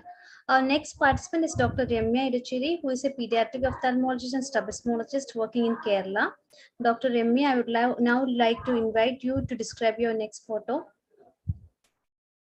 The twilight of the weekade syndrome. The setting sun against the background of the orange-red sky reminds me of the sunset glow fundus of the walk to Koyanagi-Harada syndrome. Sunset glow fundus is the orange-red appearance of the depigmented retina in weekade syndrome. Weekades is a bilateral granulomatous panuveitis with or without extraocular manifestations like alopecia, retinitis, and vitiligo. This sunset picture was taken from the idyllic hill station Munnar, Kerala. Thank you. Thank you, Dr. Ramya. Dr. Avnish, you being the retina consultant, retina surgeon here, because we see a lot of weekades. So your thoughts on this photo? I think it's a very good correlation that she has shown and a great photo taken as well. So yeah, nicely done. Thank you, Dr. Avnish. We'll move on to the next participant. Yes, so Dr. Rakhi. Our next participant is Dr. Yeah, you can go to the photo. Yeah. Yeah. Yeah, so actually, this was one of my patients who presented with myotonic dystrophy. And usually, Christmas tree cataract is associated with them, and obviously it was picked up. So usually we see polychromatic lusters and a highly reflective needle-shaped opacities. In this patient, again, compared to the previous photos of mine, again, I felt that I was able to see many small Christmas trees as the polychromatic needles. That is what actually struck my mind. So this photo was actually taken again in a smartphone, iPhone version 12 Pro. That's the one that we used. And the 700 rupee Elephone boat adapter was used in a Zeiss slit lamp. In a Zeiss slit lamp was what we used to take the photo. And one is the diffuse illumination on the left, and other one is the retro illumination. So we use both the diffuse and retro, and I called it the lights, camera, and action. So it not only it gave a polychromatic luster, it gave a more greenish tinge and whatnot. It's labeled as the Xmas tree cataract, right? So that's all about the photo. Thank you. Thank you, Dr. Prasanna, for the beautiful photo. Karan, your comment on this, on the polychromatic luster. Excellent. Okay, so we move on to the next participant. Prasanna doesn't need to introduce himself. Yeah. I just want what it is. They told to go to the picture. So next contestant is Dr. Shruti M. Nair, who is a resident at Jipmat, Pondicherry. Dr. Shruti, I would like to invite you to describe your picture. Good evening, everyone. I'm Dr. Shruti. So this is a picture of my doggy back home. So I just wanted to focus on his nose, and I've always noticed the patterns that you see on his nose. So I called it Boop Goes the Specular. So obviously, it doesn't look like the normal corneal endothelium. So is it Fuchs, is it pseudophakia, or is it just my little dog? So the hexagonality may be very low and the coefficient of variation may be high, but the coefficient of like cuteness is out of the world. So yeah. Thank you, Dr. Shruti. That was a very cute photo, and so you're literally seeing eye everywhere in your doggy also. Yeah, Santosh, for your comment on the photo. Actually, nice photograph. Only thing, it should have been more zoomed, you know. Yeah, it wasn't focusing. Good. Even I thought immediately when you started describing, I could also visualize that. But nice. It was good. Thank you. Thank you. So we move on to our next participant. Yes, so we have Dr. Megha again. And Dr. Megha, can you describe your photo, please? Yeah, I've named this as Are 8 eyes better than 2? This is a photograph of a common jumping spider. As you can see, they have 8 eyes all around the head. They don't have a neck, so they cannot move their head on either directions. So they have eyes all over. So they have a 360-degree view, and you can never startle them as such. So I would actually ask the rest of the panelists, what do you think? If humans had 8 eyes instead of 2, would it be less work for us or more work for us? As ophthalmologists, we'll have more eyes to treat, I guess. So that would be more. Yeah, that's a But maybe they would just ignore, and however, I have the other 7 eyes, and they would leave it off. John has a question. I wanted to know how close you went to that spider to take this photograph. No, it was actually zoomed up. This was from a DSLR camera D7100, and macro lens was used. So that itself zooms up with the flash. So I didn't have to go that near as you speculate. I think that was a beautiful photograph. Santosh sir, I think it's a very good photo. would have enjoyed the, yes. Yeah, it's a very good photo. It's actually quite difficult to catch them idle. They keep jumping. Very well captured. Good illumination. Yes. Good background also, and good balance. Very good photo. As a photo, it's a very good photo. Of course, but when Prasanna is there, he's always brilliant. Showing brilliant colors. Yeah, great. Good. Thank you. So now we move on to our next, thank you, Dr. Shruti. We move on to our next speaker, very interesting topic, mobile fundoscopy by Dr. Anand Soni. So Dr. Anand Soni is a retina specialist who did his training from MB Prasad, Hyderabad, and Agarwal's Chennai. He is a common face in national and international conferences. He's one of the pioneers of mobile fundoscopy in India and the founder of Clinical Peanuts in Ophthalmology, which is one of the largest education platforms on social media. He loves teaching and was recently awarded the Best Mentor Award at Asia Pacific Academy of Ophthalmology Conference at Kuala Lumpur 2023. And his live view on ophthalmology involves test driving cars both on road and on track. Recently, he was seen driving Ferrari 488 Challenge on track. So over to you, Dr. Anuj, for your talk.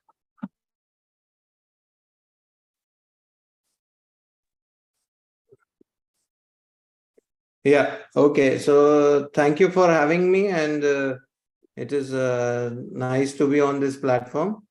So can you see my screen? Yes, Dr. Anuj, yes. Yeah. Okay, so I'll be going to speak on a topic which is mobile fundoscopy. So basically, I'm going to sell you a gadget, and if you check, then you will find it has magically appeared in your pocket, which is a pocket fundoscope. So, and now we know, so mobile fundoscopy, all you need is a mobile phone. Now we were discussing which mobile phone. So I have that not all the phones will work. You will have to have a smartphone. These phones will not work for mobile fundoscopy. Okay. And you will have to have a 20D lens. Okay. So we know how to use a smartphone. Now I'll just tell you how to use it in a more smarter way than this. And so this is how it is done. You just turn this flash on your mobile on. You ask the patient to focus. You hold your lens, okay, and you bring it close to the eye. You retract the lid. If you feel you cannot open the lid, you ask some assistant to open the lid, and you have your mobile in the hand. You record the video, okay, and you can adjust the illumination in the video just by clicking on it, and that's it. And that's how I have installed the mobile fundoscopy on your mobile phone. So I think now job for me is done. Now it's up to you if you want to do this or you want to buy something more. Now, how to go about it? Simple. You have a subject in front of you. This is how you will see. You just go there, okay?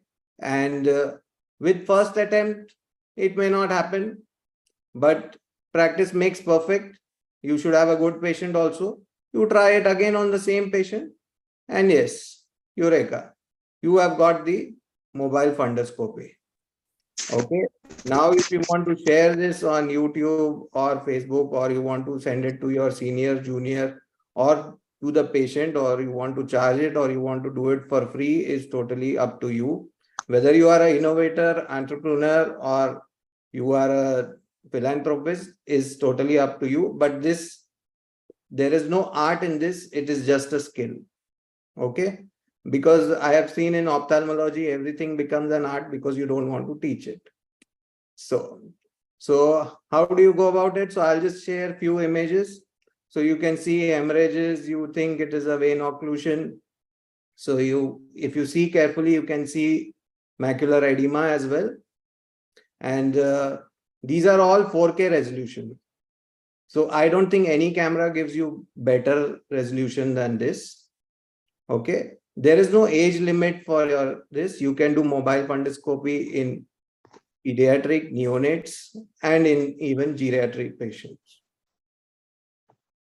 So again, where you say a retina specialist, why they are considered lazy? So unless you see an RD, or as they say, retina specialists are always, they are looking for breaks. You see a break, and that is why they are considered a little lazy. I hope you can get the pattern. So you have seen a horseshoe tear, you have shown it to the patient, and whether you want to operate it or you want to refer, it's up to you. Okay. Now people ask, can I compare mobile fundoscopy to Optos imaging? Okay. Now Optos is the most expensive, or one of the most expensive camera. So yes, you can compare it. So now on the right side of the screen, you can see Optos, and the other one, the moving images, mobile fundoscopy. So now can you see the lashes in both of them? Yes. And that is what. So you get lashes in both of them. So it is comparable to Optos as well. Okay. Again, this is just a joke. I think the retina people will get it more. Okay. Now coming on to what you can do with your mobile fundoscopy. So you can see in the inferior arcade, there is a dilatation. Now this is a case of RAM, retinal artery macroaneurysm, and you can document it nicely. And you can see the resolution. Maybe it may not be good when we are zooming it on this online platform, but on your phone or on your system, it is amazing. Here you can see what we call as a cellophane retinopathy. You can see the shimmer. You can see as if somebody has done a plastic coating on the retina, which is coming off slowly. And you can teach this to your resident because this is dynamic. This is video. This is how you see on your indirect. No other device can teach the resident how it is seen on the indirect. Okay. Now here you can see these are white dot syndrome. So there are in both the eyes. Okay. You take out time and check how the plaques are. They are yellowish. So you diagnose them as APMPP. You keep them on follow-up. And that is how you go. Again, this case, you can see it is probably retinitis or it is a vein occlusion. You are not sure, but you see the feathery margin and you are sure now that this is a case of myelinated nerve fiber. And if you are unsure, you just send the video to your senior and he will confirm the diagnosis for you. Now here you can see, if you focus in the inferior inferotemporal area, you can see a beautiful PED. Now you don't need to waste the patient's money in ordering a OCT for this. This is a benign condition. Okay. Again, now this patient comes with diminution of vision. If you focus in the superior half, you can see a nice elevation there. Patient is tensed up, is ambitious, is a type A personality. You know this is a case of CSR. Can see it beautifully. Again, this patient, you have already done a laser and the bleed is started oozing out. So you can tell the patient that the hyalodotomy is working. It's a case of Valsalva. And you save patient's money on pre-op, post-op photos, because I doubt anybody in the private setup does it for free. Okay, you can do it for monitoring as well. Okay, you can see the morphological resolution in this. This is the same case. We have given anti-VEGF and you can see from the first picture to last picture how the hemorrhages are disappearing, how the vein tortuosity is coming back, the disc edema is gone. So this is not just for the patient's education, it is for our own community as well. If you want to document it, present it, publish it.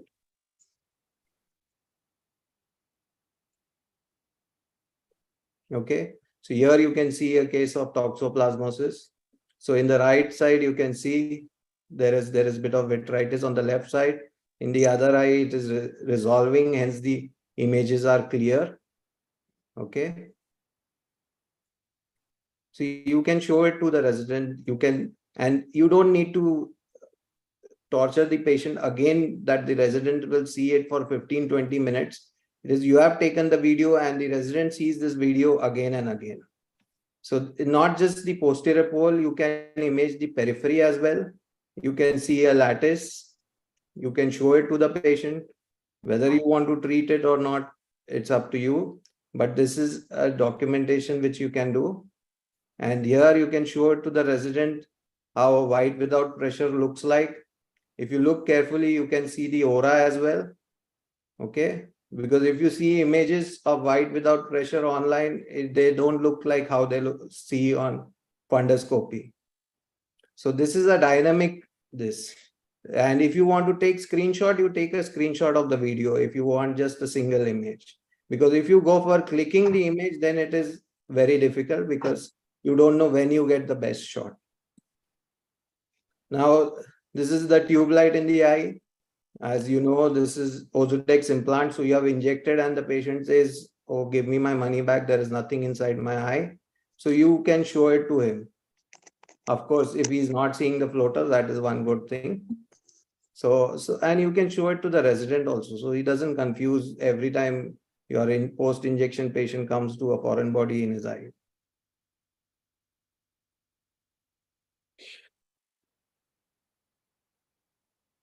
So again, a case of CNVM. So you show the patient that there is actual bleed in his eyes. It is not the cataract which is going to work. He'll have to get injection. You can see all the details. You can see the disc also. Everything is seen.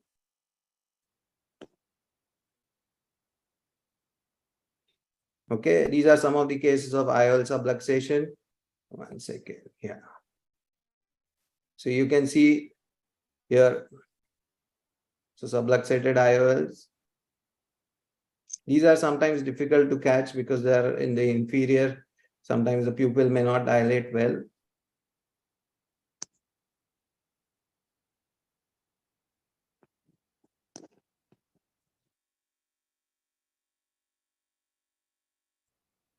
So, and we were talking about that for because the anterior segment imaging was there, you don't need any special device.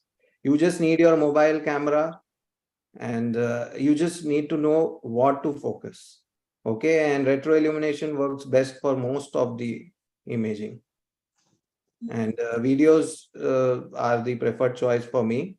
And in terms of for fundoscopy, a single lens mobile camera works better than multiple lenses. But for anterior segment imaging, in multiple lenses camera, like this image is taken from an iPhone 13, but all the fundus images have been taken from iPhone 7. So as the other delegates were saying, that iPhone 7, iPhone 5s, iPhone SE, they work beautifully for fundus imaging. But if you want slit lamp imaging, anterior segment imaging, then the higher end cameras, they have much better resolution. Okay. And I think I'll just conclude because there's nothing more to say and nothing more to teach. It is just practice makes perfect. You remember your days of indirect, rather direct ophthalmoscopy. And it was not the first day you started seeing the disc. So the tip is that you don't look for the patient who has finding and then start learning. You do this for every patient. Okay. So when the patient has a finding, then you will be able to image it. And the thing is, because ophthalmology is becoming more technology and more brand oriented, we don't want to learn anything what is free. Okay, if I tell you there is a device which cost me 1 crore, I am ready to buy it, but I am not ready to give my 10 minutes to learn it. So it is up to you what you feel, because what I have seen is buying adapters. It is very difficult in a busy practice. As said, you cannot put the your iPhone or your phone again on the adapter, then take it out, then put it in your pocket. Every time you have to connect your 20D. So either you have 2 lenses, 2 phones, which you are connecting, or else it is very difficult. It will go in your dustbin. You will not use it for a long time unless you are 100% dedicated. But if you use mobile fundoscopy, then there's nothing to lose. You are anyways have your 20D and your smartphone with you. I think that would be it. Thank you, Dr. Anush. It was a beautiful, practical presentation and a lot of compliments on the chat as well. Thank you for that wonderful, practical talk on mobile fundoscopy. We'll have a quick comment and then we'll move on to Dr. Prerna's talk. Dr. Santosh, any comments from you? Yeah, excellent showcase of videos, Anush. And he always sends those peanuts to me. So great. Yeah, great. Very nice. Yeah. So anyone else? Avnish? Thank you, Dr. Anuj, for this excellent presentation. One thing which I wanted to say was, like, as you said, practice makes it perfect. But have you had any experience with the patient lying down and sitting? Because what I have learned is, like, initially you can actually start with making the patient lie down. The patient can look straight, because in a sitting position, the patient tries to move his eyes up. So initially, when you're taking these sort of videos, I think that could be one learning. Once you get the hang of it, the distance from the your smartphone, then everything becomes comparatively easier. So your take on this, and what about stereopsis, where you're using a single phone here rather than your indirect? So have you had any learnings from your phone where you can actually pick up something which is having a CME or something where you require a stereopsis, which you are not able to pick up on a phone? Yeah, so position, so I would say sitting position works best for posterior pole. If you want to image the periphery, then yes, lying down position works better. The way we check, if you want to see just the posterior pole, like we just do it in the sitting down position. If we want to see periphery, I think lying down position works best. I am not very comfortable taking posterior pole images with lying down position. Secondly, CME, as you would know, on a picking up CME on a 20D is little difficult. Okay, I don't know about you. I find it difficult even in indirect, if you want to ask me. So picking up CME when it is mild is difficult. You can pick it on maybe slit lamp biomicroscopy, but on indirect it is little difficult. But yes, you can pick up CSR beautifully. Okay, it just, you don't need any, this CSR will, it will be shown, RDs will be shown, any serious detachment, PED will be shown beautifully.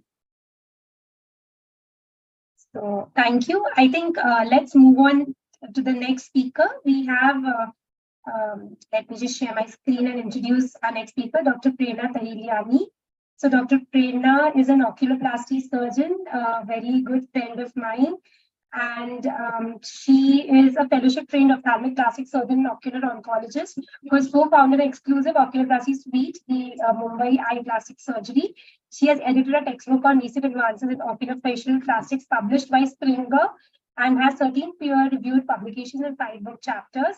Dr. Tahiliani is happiest giving her 100% at work and otherwise when traveling.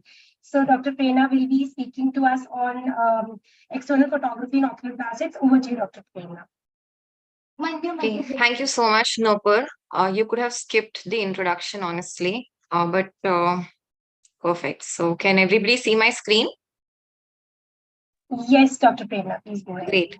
So I really appreciate what Anuj has done. I don't promise to be as earnest and lucid as him, but I probably am here to tickle an idea with respect to photography, at least in oculoplastics. Everyone's now acquainted with, why we need medical photography. So maybe one of the reasons could also be medical legal purpose, but my talk here would predominantly converge on the equipment, standardization, and consent. So when you look up journals and papers on ophthalmic plastic photography, you would see these 3 kinds of cameras. That is the point and shoot, the prosumer, and the DSLR. In my opinion, this is obsolete now. People should ideally focus for external photography on DSLR versus a mirrorless. In my opinion, I use both of them in my practice. They are reversible. So they are almost like 2 sides of a reversible face card. DSLR has been there longer, so time tested, which also means that it started getting cheaper for equivalent lenses. Where mirrorless trumps DSLR is probably in low light conditions, and sometimes when you want short video clips and you don't want to go to your Ultra HD video recorders. So voila, then we bought a very expensive camera and let's start taking pictures. So this is a lady who comes obviously with periocular aesthetic concerns, and this is a picture that I've taken with a very expensive mirrorless camera. But it's obviously at fault because there's flashlight use. So you see that all the features have flattened out around the eye, and you see sharp shadows as well as just light all over the face. You do not see the contours very well. Next, after you manage the lighting, then you take another picture and maybe you're too close to the subject. You do not understand concepts like focal length of the lens. So you can have effects and issues like sometimes people often have with cell phone photography for external photos like fish mouthing or barrel effect or even pin cushioning. Now, when you go to a decent distance, you've nullified that harsh flashlight, you get a decent picture. And you could also make a mistake occasionally with patient positioning. So the eyelid position definitely, and if the patient has eye bags, all of it and ptosis would change with a chin elevation or a chin depression. So looking at standard pictures, which Dr. Shailaja touched upon, so this is you follow either the Reed's or the Frankfurt's plane. Predominantly what needs to happen is your inferior orbital rim has to be aligned with the external auditory meatus. So that is a neutral position of the head. Three profiles could be the front face profile, a 90-degree profile, and a 45-degree, which easy to shoot is you consider the tip of the nose within the nasolabial fold or within the cheek fold. So background is as important as patient positioning and the subject itself. What you would ideally want to prefer is a gray background. I wouldn't even like blue. And you need to have dimmed out dull light, which is not harsh and falling directly on the subject. So an investment you could make in that direction could be strobes and soft boxes.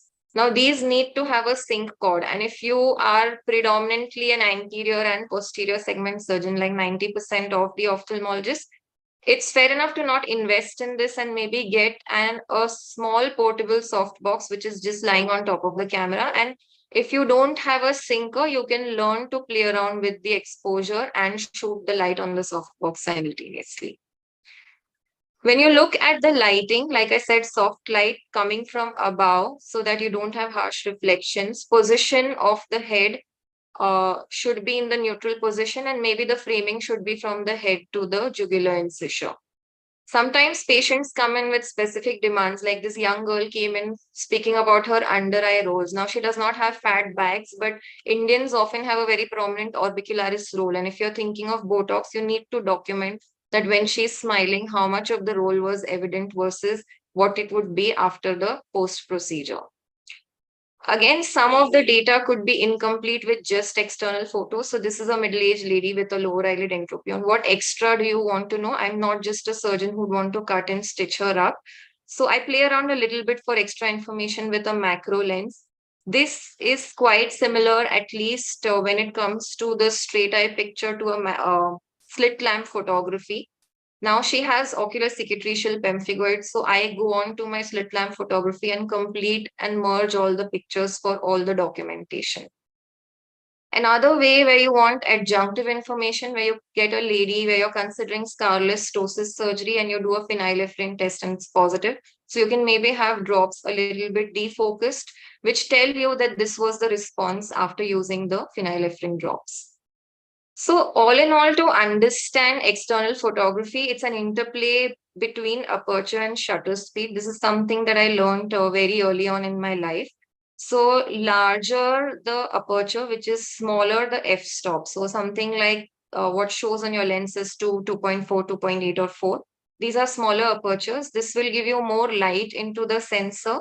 So in low light conditions, you could have a larger aperture. Smaller the aperture means you have a very small depth of focus. Now, talking about shutter speed, why this is important, maybe not so much in still photography, but when you do intraoperative photography. Now, this is a still butterfly. So you can have a shutter that's open for a longer time. But now when the same shutter is open for a longer time, you do not have a crisp image when the butterfly flies out. Versus this bird in flight still has a crisp image because here the shutter speed is very fast, something you use in sports photography.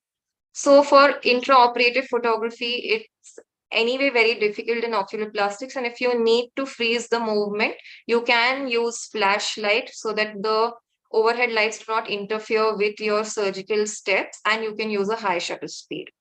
Some of the challenges, like I said, is the small field of view, the surgeon's head, assistant's head, everything is in between.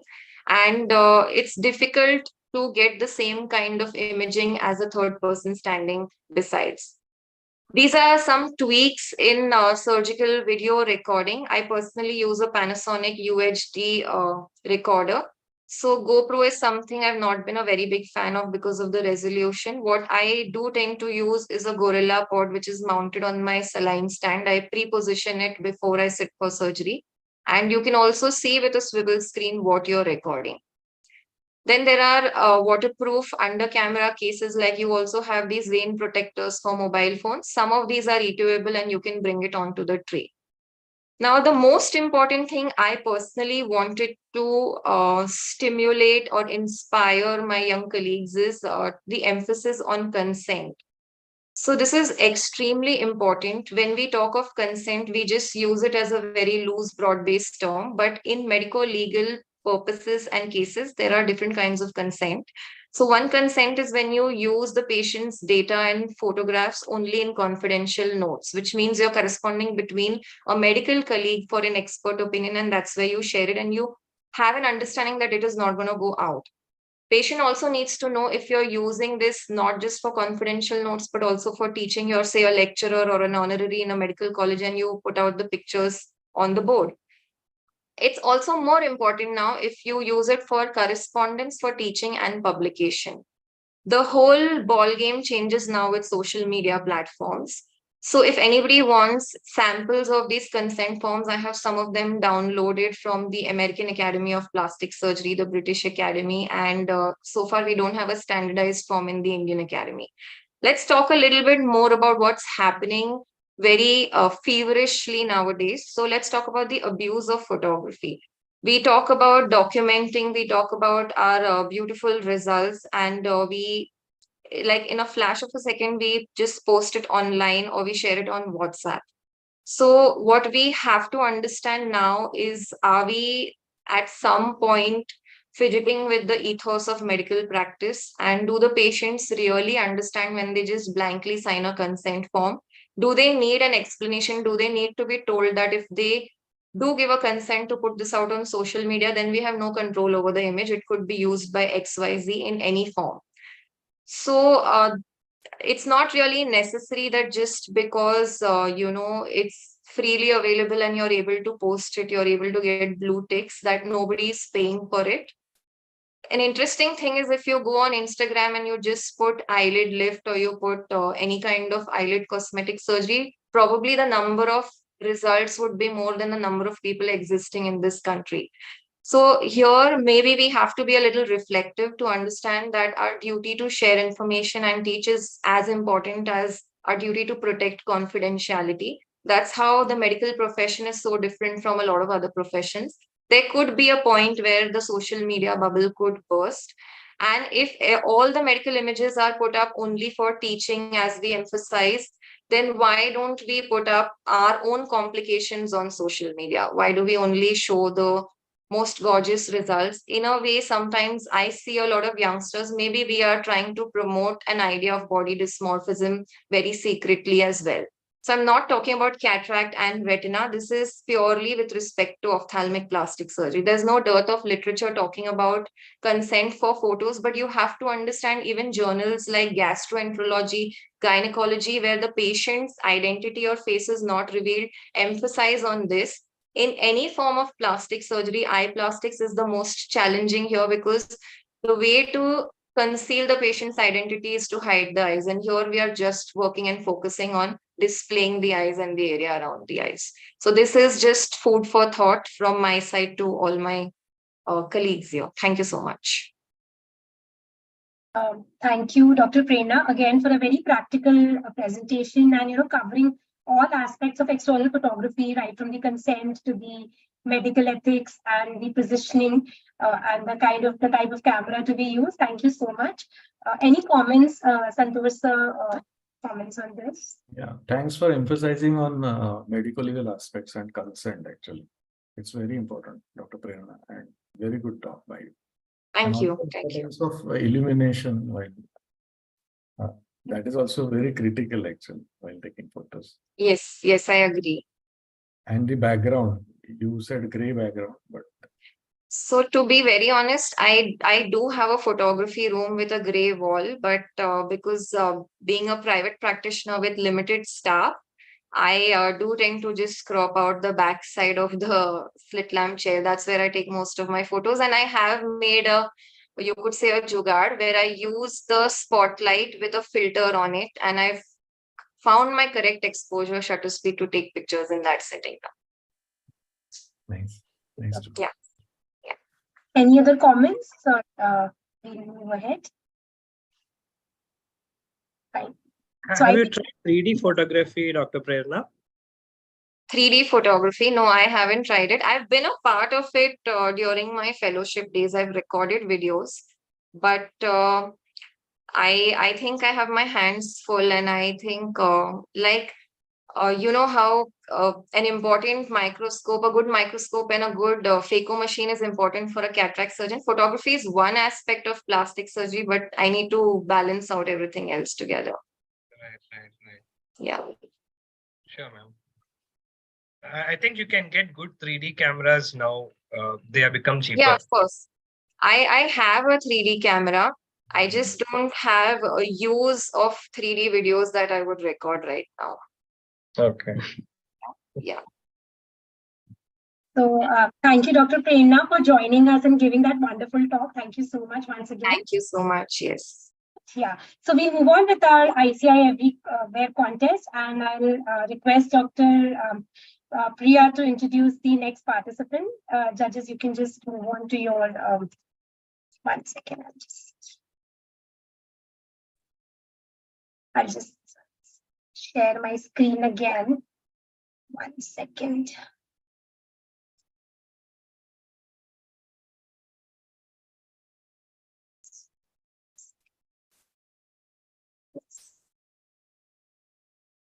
Yeah, Priya. Priya, you there? Okay, so I'll introduce our next participant, Dr. Saurabh Deshmukh. He's a Vitreoretina Uvea European Neuro-Ophthalmology and Cataract Specialist, and he's executive member of YOSI. He's the founder and editor of www.ilearn.in. So over to you, Dr. Saurabh, for your photograph description. He's named it Lemon. Yes. Yes. So this photograph of a sliced lemon against the sunlight shows a striking resemblance to a retro-illuminated slit lamp image of a patient of ocular albinism. The central stem, as you see, of the lemon resembles the pupil, and the succulent fibers in the periphery, they look like a trans-illumination iris defect. So this is how the two images can be actually compared. Thank you. Santosh sir, what do you think about this correlation? Very good. Excellent. I So like it. another, I think. Can I see, if it's not too much trouble, can I see it again? Sure, 1 second. Yeah. Sorry, I missed out. We got an urgent phone call regarding an emergency patient. He's correlated this Can you to describe one more time if it's not possible? If it's possible. So this is a photograph of a slice of lemon against the sunlight, which actually looks like a slit lamp photograph of a patient of ocular albinism in a retroillumination mode. So in the center of the lemon, what you see the stem, it looks like a pupil, and then the periphery, the fibers, the succulent fibers actually look like a trans-illumination defect, which is seen in the iris of these patients.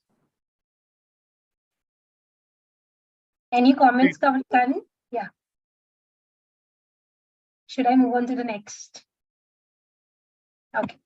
So next we have Dr. Ramya again. So Dr. Ramya, your next photograph, please. You can just. Yeah. Beware of certain footprints. This picture of a cluster of footprints on the shore of Arabian Sea is akin to the bear track sign of multifocal congenital hypertrophy of retinal pigment epithelium, CHIRP. These are benign pigmented lesions seen in the fundus due to proliferation of the retinal pigment epithelium.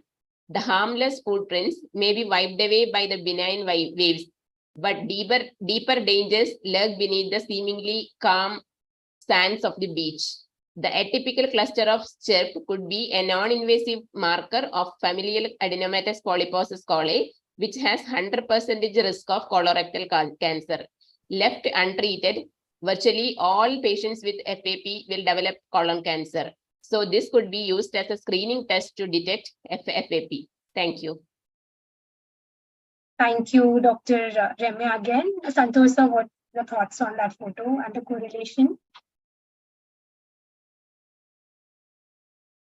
Actually, it's amazing how she correlates. You know, I have been seeing all her photographs. This is the third photograph. Yes. Imagination is quite a bit. Yeah. Yes. But she could have just compared, like the last photograph, which was the sliced lemon, and here the actual photograph. You could have done similar thing in your. Sir, I didn't know that we can compile two pictures. I thought only one picture, original natural nature photography should be done. That's why. Yeah, good. Nice. Okay, so we'll move on to the next photograph. Dr. Lippy Mittal again. And Lippy, can you describe this photo? So, hello once again. I will be taking you through the Tunnel of Majesty.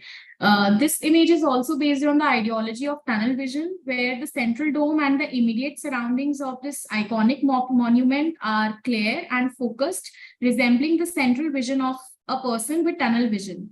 However, the surrounding structures and the peripheral area gradually fade and become blur, symbolizing the restricted peripheral vision. Thank you. Karan, your thoughts on the correlation and the photo? Excellent click, excellent idea. Thank you. We'll move on to the next photo. And this is again Dr. Prasanna. Dr. Prasanna, over to you. Yeah, thank you once again. I think, yeah, for me, I think this is the third image where metaphorically my mind is more tuned up in picking up metaphors inside the eye, I believe. So if you see the left-hand side image, it's more like a inverted snail on either side. Or if you see in the right-hand side image, it's more like a flying saucer. I think more on acquisition of this image, it's a UBM. We had slices of videos that were taken, and then we had to pause it and then take the particular slices. And these two images are of the same patient. I haven't still come up with a diagnosis. We are suspecting a ciliary body tumor is what we believe in, because it's not attached more to the iris. If you see on the right-hand side, it's more related to the ciliary body attachment rather than the iris. But as Santosh sir told, creativity has no limits. For my mind, on the left-hand side, it looked like two inverted snails, and on the right-hand side, it looked like a flying saucer. So I think that's all about this image. And UBM is a less explored tool that I believe in ophthalmic photography. I think in UBM, we have a wide variety of fantastic collections because we move behind the iris, and I think that's an area that is less explored in ophthalmic photography, and that is another point I just wanted to make. Thank you. So I think everybody was seeing eye in the nature. Dr. Prasanna has been seeing nature in the eye. So interesting. Out of the syllabus submissions. Yeah. Very nice, very nice. Santosh, so your comment on this? That's how his way of mind works. It's everybody has different way of mind. Different way of, yes. As you rightly said, how he described nature in the eye, and everybody is describing eye in nature. So yeah, good. Thank you. Very interesting. Thank you. We move on to the next participant. So this is Dr. Nishi again, and this is our third photograph. Nishi, over to you. Thank you, ma'am. So this is a photo of Gulmarg district of Jammu and Kashmir. So it has resemblance of iridocorneal endothelial syndrome. There are multiple brown mountain areas intervened with whitish atrophy-like rocky areas, which gives appearance of advanced progressive essential iris atrophy and pupil malposition, that is correctopia, as seen in IC syndrome. This photograph gives pseudopolychoric and peripheral anterior cynical resemblance, hence iridocorneal endothelial divine Kashmir's beauty. Thank you. Again, a lovely correlation, I think. Karan, what do you think? She's too original. Yeah, too original. Yeah. A very good, a very creative mind. Yes. Sometimes we can't imagine these things, I'm telling you, as normal people. Absolutely. No, and the best thing is actually, and I mean this, each and everything of it. It's not just one particular aspect of the. Absolutely. Yeah. And I mean this with a lot of, amazement, actually. It's great. Yes, thank you. So we'll also move on to the next set of our participants. In the interest of time, we'll have Priya's talk later. So we have again Saurabh, Dr. Saurabh again, and his next photograph is Lifeline. Over to you, Dr. Saurabh. So this photograph of a dried leaf shows an intricate vascular network nourishing the entire structure. This similar structural intricacy can also be observed in the human eye when we actually perform a OCT angiography of the retina.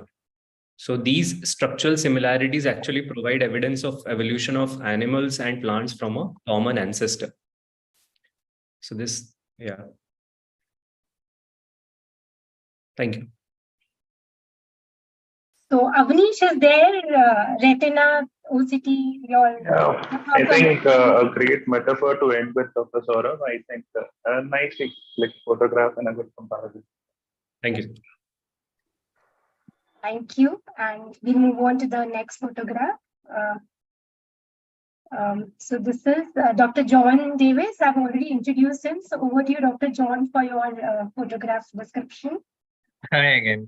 So this is as a glaucoma specialist. While going back home, I just saw this cut tree on the roadside, and I immediately started measuring the cupping. So this is a cut tree bark representing advanced glaucoma. So the right eye fundus, which shows a large tilted disc, so highly myopic, with the cupping of 0.9, inferior NRR loss. And there is a noose around the tree, which represents glaucoma. And there's also some fluid at the macula, and the background is tessellated. So it is a myopic glaucoma patient, right eye. Very nice. Santosh, so what do you think about this correlation and this lovely photograph? I just liked his description, that photograph. Photograph was really good, but the description was better than.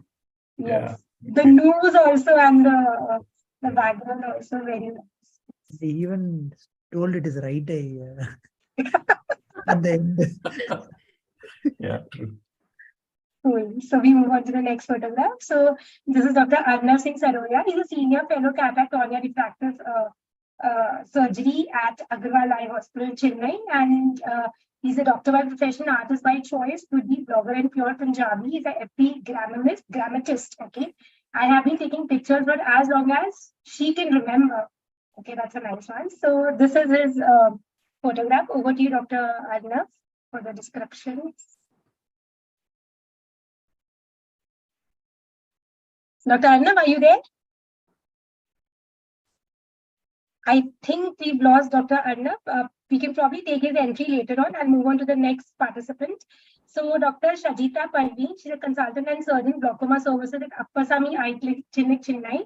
And she's a passionate learner of ophthalmology, learning from the tales that every eye tells. So over to you, Dr. Shajita, for your photograph. Thank you, ma'am. Am I audible, ma'am? Yes, you are. Yes, please go ahead. Yes. Good evening, one and all. Leonardo da Vinci said, "Look attentively at old smeared walls, colorful stones, and veined marbles, and you may fancy that you see in them resemblance to an infinite number of objects. Nature is full of many such breathtaking resemblances. On a pleasant, breezy, early morning in Delhi, I saw those golden pink hues from the rising sun lighting up the colossal canvas called sky, and also trying to tickle the greenery of Mother Nature. Or should I call it the green eye of Mother Nature, because that singular tree with all those branches, twigs, and leaves stood there taking the shape and form of a majestic awakening eye. What more is needed for an ophthalmologist with love for eyes to kindle the urge to click a photograph of that splendid, serene, picturesque view? I saw eye there. I saw Mother Nature communicating with her eye. Nature is a flawless art, and we just need her to let be. Thank you, everyone. Thank you, Team YOSI, for the opportunity. Thank you, Dr. Shajita. That was a beautiful photo and a beautiful description. Santosh sir, your comments on this? Yeah, was it taken in the morning or in the evening? Sir, it was taken early in the morning, just after dawn. Okay. Yeah, it's a good photograph and nice description. Actually, after seeing each photograph, I am thinking that what will be the description. So good photograph. Avnish, are you there? Yeah. Yeah, your thoughts on the photo? And it's a very, the description was quite actually very good. Very beautiful. It actually takes us to the situation where, every photos which we take, how do we actually take the metaphor out of it? That makes the photo that very good, and that becomes more of a lasting sort of a memory. So yeah. Yeah. Thank you. So we move on to our last participant of the day. Arnav, if he joins, we can have his photograph description. Otherwise, this would be the last. I invite Dr. Megha again. Dr. Megha, over to you. Dr. Megha, are you there? Yeah. Yeah, being someone who loves nature and also being an ophthalmologist, this simple sunflower, I could see that it looks something like an eye with the pupil in the center and the radiating iris and the limbus around it and the rest of the eyes, rest of the part of the eye. And more so in an eye with the central heterochromia, it would look more like this, I felt. And you can also appreciate there are few small honeybees in the center, which add charm to this beauty, like a persistent pupillary membrane, which is moving in center of a eye. Yeah. So I named it as sunflower, or should we rename this flower as eye flower? Very nice. Santosh, sir, your comment on this? So you're on mute, sir. It's a good photograph, good composition of photograph. And her description is different. I'm sure those who are attending, they will have different thought on the same photograph relating to eye. Maybe somebody will relate it to rods and cones or whatever, or endothelial cells. But nice. Everyone has a different way of looking at us, the same thing. So good. Nice photo. Thank you. Karen, your thoughts on the photo and the description? Excellent. As Santosh sir said, that there are so many possibilities over here. A very well taken picture. Kudos to you. Thank you so much. I see Dr. Arnab. Dr. Arnab, have you joined? Would you like to describe your photograph? Are you there with us? Okay, so I can show his photo again. Maybe. Okay, I don't have the description of his photo, but I'll just to his photo. So yeah, this was his photo. So he says that sometimes a heart sees what is invisible to the eye. So this is what he says about his photograph. So I think it's a good photo to share on Valentine's Day. There are photos, one this and one was in the beginning. And yes, photos on Valentine's Day on WhatsApp, similar photo. So his introduction also said, I remember I like taking photos since she likes it, something. So that's yeah. Sure. So with this, we come to the end of the contest. I would request the judges to share a screenshot of your Excel on my personal number. And we now have the final talk of the session by Dr. Prasanna. And after this, we'll have the results. So Dr. Prasanna needs no introduction. Okay. Is my screen visible, ma'am? Yes, please go ahead. Yes. Yeah, so I'll just like to start with a basic video of one of the common procedures that we do, YAG-PA. Is the video playing, ma'am? Yes, it is. Yeah, okay. So some of my photo inspirations are all based on video-based one where I pause it and take a snip. And before we go to the topic proper, you can see this photo disruption on firing. So recently what I've started doing is, can we really capture a photograph of the photo disruption phenomenon? I'll just go back again and you see this red spot here and you can have a photo disruption.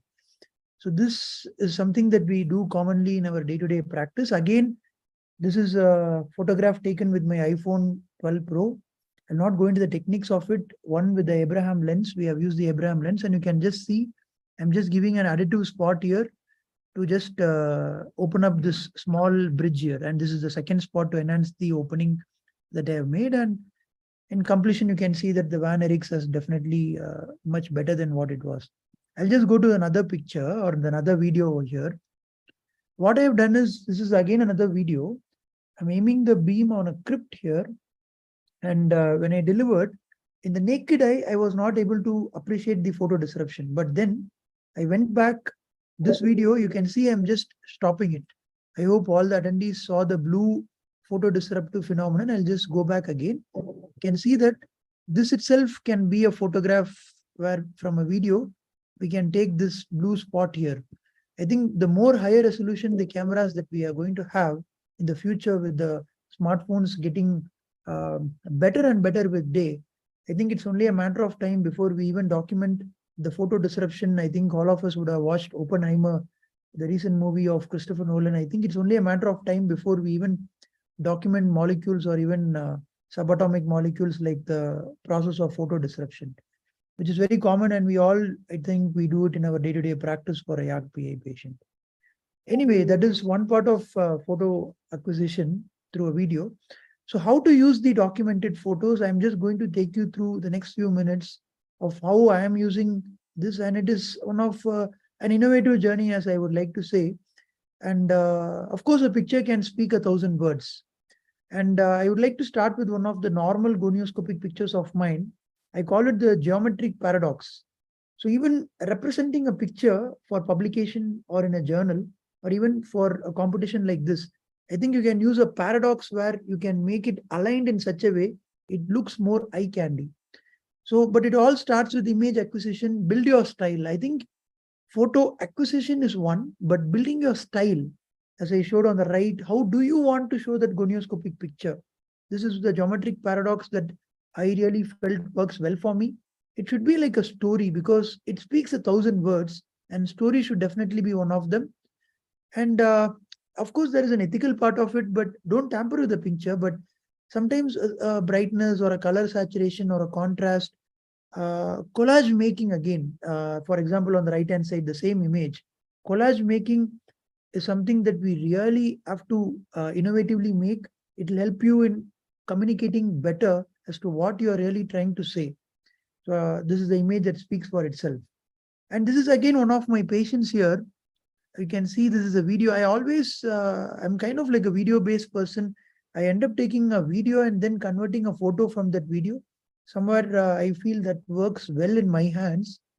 On the left hand side video, you can see that this is one of my patients. The chamber is well formed. I'm just forwarding the video here. And I'm asking the patient to look down, and you can see an avascular bleb. Patient gives an history of 20 years back, mitomycin C was used. And on the right hand side, you can see this is the same bleb. I've stained the bleb with fluorescent. So it's a simple concept. A simple patient comes, just see them in the routine OPD. So I just stained them. The bleb did not leak. It was all perfect. I just need to follow the basics, whether the bleb is leaking or not, and it was perfect. So now what did I do? So multimodal imaging is something which is gaining popularity. You can see that on the right hand side, we have the slit lamp image, we have the stained image, and then I went ahead and did a ASOCT. I went ahead and did a Scheimpflug photograph as well. Anyway, in Scheimpflug, I didn't really get much data, but you can see that holistically, this is the multimodal image of a MMC bleb, which is 20 years duration old. So I think with more data or multimodal imaging, I think image acquisition, we need to give more importance with the photographs that we are acquiring. So this is just a food for thought I just wanted to share with you all. And POTO is one of the app that I'm using. It's called POTO. It's very compatible for the iPhone. It helps you in making the collage effectively. So I'm just going to play you 2 videos of how I do a collage in real time. I used a screen mirroring to show what I really think when I do a collage. So let me go one by one. I'll just pause the video on the right. So on the left-hand side, you can see this is a very subclinical SRF, the red arrows that you can see shown on the top left. So I collected the fundus photo of it, the autofluorescence and the infrared and the OCT, because when you're going into your publication journey, some journals will have manuscript charges, and you can also limit your data to one image. You can have one image, which is a collaged image. You can choose the template. You can see, you can explore which template really works well when you're trying to bring 4 images into a single image. All this can be done with your thumb in this particular app, POTO, which works well in iPhone and with my hands. So once I've landed up with what I'm going to show, okay, I've decided that the OCT is the main thing that I need to focus on. And the other 3 is more like supportive, but I just wanted to make sure that the documentation is well completed for, especially when you are going in for a publication. So this is a subclinical SRF following a commercial retina, and then the other 3 photos are well documented. Now moving on to the right-hand side of the image, I just started this particular talk of mine with the gonioscopic alignment as to how I do the gonioscopic pictures. So you see, my dear friends, this is how the image really comes to me also, because of the different superior, inferior, nasal, and temporal. So there is always a way I felt if you are able to give an eye candy picture, a geometric paradox, which can actually help uh, understanding the concept better. I always feel anatomical restoration can be done even in the photograph, especially for gonioscopy. So this is something that I made it with my thumb. So I'm zooming it with my thumb and I'm making sure that it's more like a square. So the superior mirror and the inferior mirror, the root of the iris are all aligned together. And now what I started doing is any gonio pictures we take, we make sure in our center, we have this alignment done. So not only for an eye candy part of it, from a scientific perspective, for scientific publications, it really makes a mark in the journals that you choose, especially if it's going to be an indexed and a PubMed index journal. So organizing a collage, and also you should collage only when you need. Don't collage unnecessarily. And if you want to edit an image, make sure you just do it only for removing the color correction or the minimal of it, a minimal contrast or a brightness. Don't really tamper with the image. I don't really entertain that because that is not going to be the way forward. And this is again one of the patients of mine where you can see that after a PI, top picture, left and right hand side, that's a PI being done. You can see a small eye femur on the bottom. And then I went ahead and did the gonioscopy after the patient had come after a week or so to see how the angles have opened up. And again, I have tried the geometric paradox. And then this is a subsequent visit where we dilated the patient. And then you can see that there was some synechiae as well. After the PA, we did the dilatation. And this is a simple process that we do in our day-to-day routine. Patient, we want to do a fundus examination, but we want to see the AC is shallow. So we want to do a PA and then go to the fundus. So all these can be documented. And with this, your journey can begin so that you can move to complicated scenarios. And this is again one of my publications in the Indian Journal of Ophthalmology on a colobomatous disc with a serous RD. So you can see here, annotation is very, very important. Once you take a photo, make sure you put annotated marks so that when you're sending it for a journal, when you're going to publish it, so that the viewers need to see where you want them to see, because they may not be a specialized in this. So photography is one, but then the completion is the other.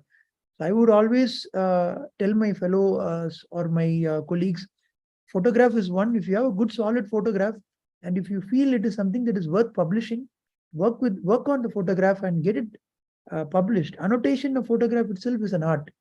So make sure the arrows are edited on the photograph in the way that you want them to see. Again, this is another publication of mine in the case reports of IGO, where we published aborted coloboma with subretinal fluid. The red asterisk is the aborted coloboma, and this yellow asterisk is the subretinal fluid. And again, so you really need to make sure photograph should be documented, keeping in mind of the publication as the end journey, because we all have a lot of academic interest. We are all ophthalmologists by profession.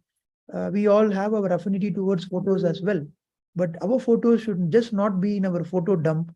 If it is something that we should publish, I think we should go ahead and publish it. And when the image is self-explanatory, avoid annotating. For example, this is a congenital ectropia on UVA. Again, one of my publications in the IGO case reports, where you can see that the slit lamp, the sheen plug imaging, and the gonioscopic imaging are all compiled as a single image, and the image speaks for itself. I don't need to go ahead and tamper the image with a lot of arrows, edit it with a lot of arrows saying this is what it is, that is what it is. So avoid annotating unnecessarily as well. And again, follow-up images. So this is again one of my patients, a very simple case of foreign body. He had 2 foreign bodies. So I just wanted to understand how the process of epithelialization or the stromal healing is happening. It was slightly in the mid-stromal zone. So we did a local anesthesia. The patient was very cooperative. I did a sheen plug imaging of him. And subsequently, I followed up the patient on day 1 and day 2. You can see that on day 2, the bottom image, the beautiful healing started to appear. But what I want you to make a note of it is, and we did publish this case as well, because foreign body removal every day we do, but can we really see how the healing happens on a molecular level or on a microscopic level or on a cross-sectional level rather? That's the right word to put in. so that we really understand the theoretical concept very well. So again, you see here, when we collected the photos, the beautiful alignment has to be made. We cannot just haphazardly put the photos zigzag manner. So we had to collect the photos and give the line perfectly, so that how did the epithelial or the superficial stromal defect healing took place, because that is what we really focus on, right? So we made sure we focused on it. And again, this is a photo again of one of our patients, where we had the central area, the superior area, temporal area. It was all separate. It was taken in the Edelberg OCT.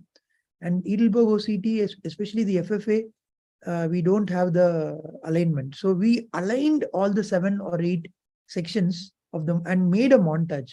So I'll just show you this video. So this is editing. I always say that you need to know what is ethical. So we should not tamper with the image too much. You can see here, we're just keeping all the 7, 8 quadrants here of this FFA patient, of this particular patient here. And you can see how we are matching the vessels of this particular 7 images. So I'll just show this video, because it will really help us in understanding how even an FFA, you may not be having an FFA montage with you, but you can actually learn it, and you can actually make sure you can get your FFA montage. Though the machine may not give it to you, you can definitely collect it, you can work on it, and you can have a good cover page image in a very reputed journal. So you can see that this is an image that we reconstructed from 7 or 8 different sections of an FFA. You can see in the periphery, the vessels are not perfused. It's all in ischemic areas. So that's how we can really work on with these kind of images. And again, image upscaling. So you can see here in this particular chart here, the left-hand side is one that we had. And on the right-hand side, you can see that this image has been slightly upscaled. And it is something more like an embryo, where the embryo in the womb kind of a feeling. And these are all some images which you can upscale. Sometimes you may have a slightly inferior resolution fundus camera. You can always use upscaling imaging softwares to upscale your image. And I think my end point when I take a photograph, being a scholar or an ophthalmic personnel, is always how to publish. So this is one of my publications on how we interconnected all our gadgets, so that it's more like an EMR forum, which Zeiss offers. We created our own innovation, and we had 11 images in this particular issue in IJO. So I had to make sure that each photo is better, nicely annotated, collaged when needed. All the principles of photography is followed, and then we sent it for publication and we got it published. So that's about it, my dear friends. And this is a collection of photographs of mine. And these are some of the award-winning photographs of mine and some of my colleagues in our institute at Mahatma Hospital Private Limited in Trichy. So this is the ASCRS 2022 award-winning photographs from our institute. So these are the ASCRS 2023 award-winning photographs from our institute. We had close to 10 photographs from our institute itself. And this is the IARSI 2021, 3 years back. Some of the photos I just showed you as to how I made it. And then this is the IARSI 2022 award-winning photographs of ours. And this is the IARSI 2023 in Amritsar and Chennai of my photographs. And this is the TNOA 2022. You can see that we have a different collection of photos of different pathologies: pediatric ophthalmology, orbit, retina, keratoprosthesis, even a simple corneal edema, bulle, can be documented. And these are some of the other photographs in TNOA 2022, our regional state conferences, and 2023. So not only that, my dear friends, photograph competition is one, but always keep the journal as an endpoint. So these are some of the cover images in IJO, my cover images in IJO, American Academy, Kerala Journal of Ophthalmology. So again, to name a few, again, I have one more image. This is my image on top in IJO case reports. And the another editing image that we showed you on the FFA on the bottom, this is in TNOA. And again, this is the ERM, inverted sunflower shaped ERM with a choroidal rupture photograph of mine. And this is again another photograph of mine in our regional journal. And to add on to a few, a Kerala journal and our own Yo Times, which was launched recently. So I think I always keep publication as an endpoint. Don't get worry about rejections. This is just a screenshot of mine. I make sure whatever we do, it gets published, and I'm just a representation of my team. We have a good team in our institute, and I'm leading the department of Center of Moving Images at our hospital, Mahatma. we have a good contribution of doctors, paramedics, and our good technical team. It was started by me, but towards affinity towards the love of imaging, we formed our own center of moving images. And thank you once again for giving me this opportunity. And I'm honored and humbled to show all my collection in front of the elite panel. And thank you, Nupur ma'am and team YOSI for this opportunity. Thank you.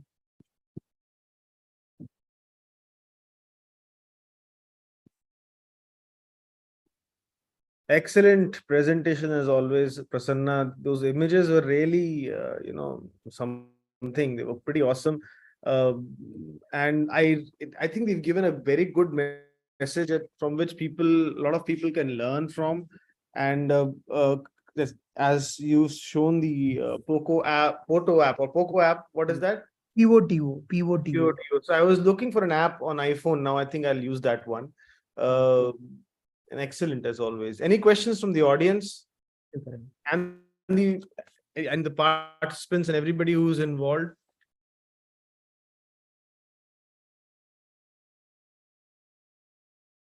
Amazing photographs as always, Prasanna. And just to make it clear, Prasanna had showed his publication page where the ones which are rejected were also noted. So that is what will inspire everybody. Not everything that you send for publication gets accepted. He had, I believe, more rejections than acceptance. I think so. Yeah. So get inspired by that, all the youngsters, please. Thank you. It's still a very high rate, 50%, right? Yeah. So there's a question from the audience. Do you have copyright to these images? So once some of my images are published, so once it gets published, I'm sharing the copyrights to the journal. But whatever said and done, when we get the data from the patient, again, a written informed consent is mandatory. So always that's a different topic of its own. But some of the published cases, it's now with the journal. I don't have it anymore now. I'm the author, but it's with the journal now. Yeah. Any comments from Santosh sir? Yeah, just a minute. Nilesh? Yeah, excellent topic, Dr. Prasanna, and very good images. And as it was rightly said by John, that he has also shown the rejection. So one should not get disheartened by the rejection. Excellent. Lots to learn for me personally, actually. And it was a very good webinar. Very good on the day of World Photography Day.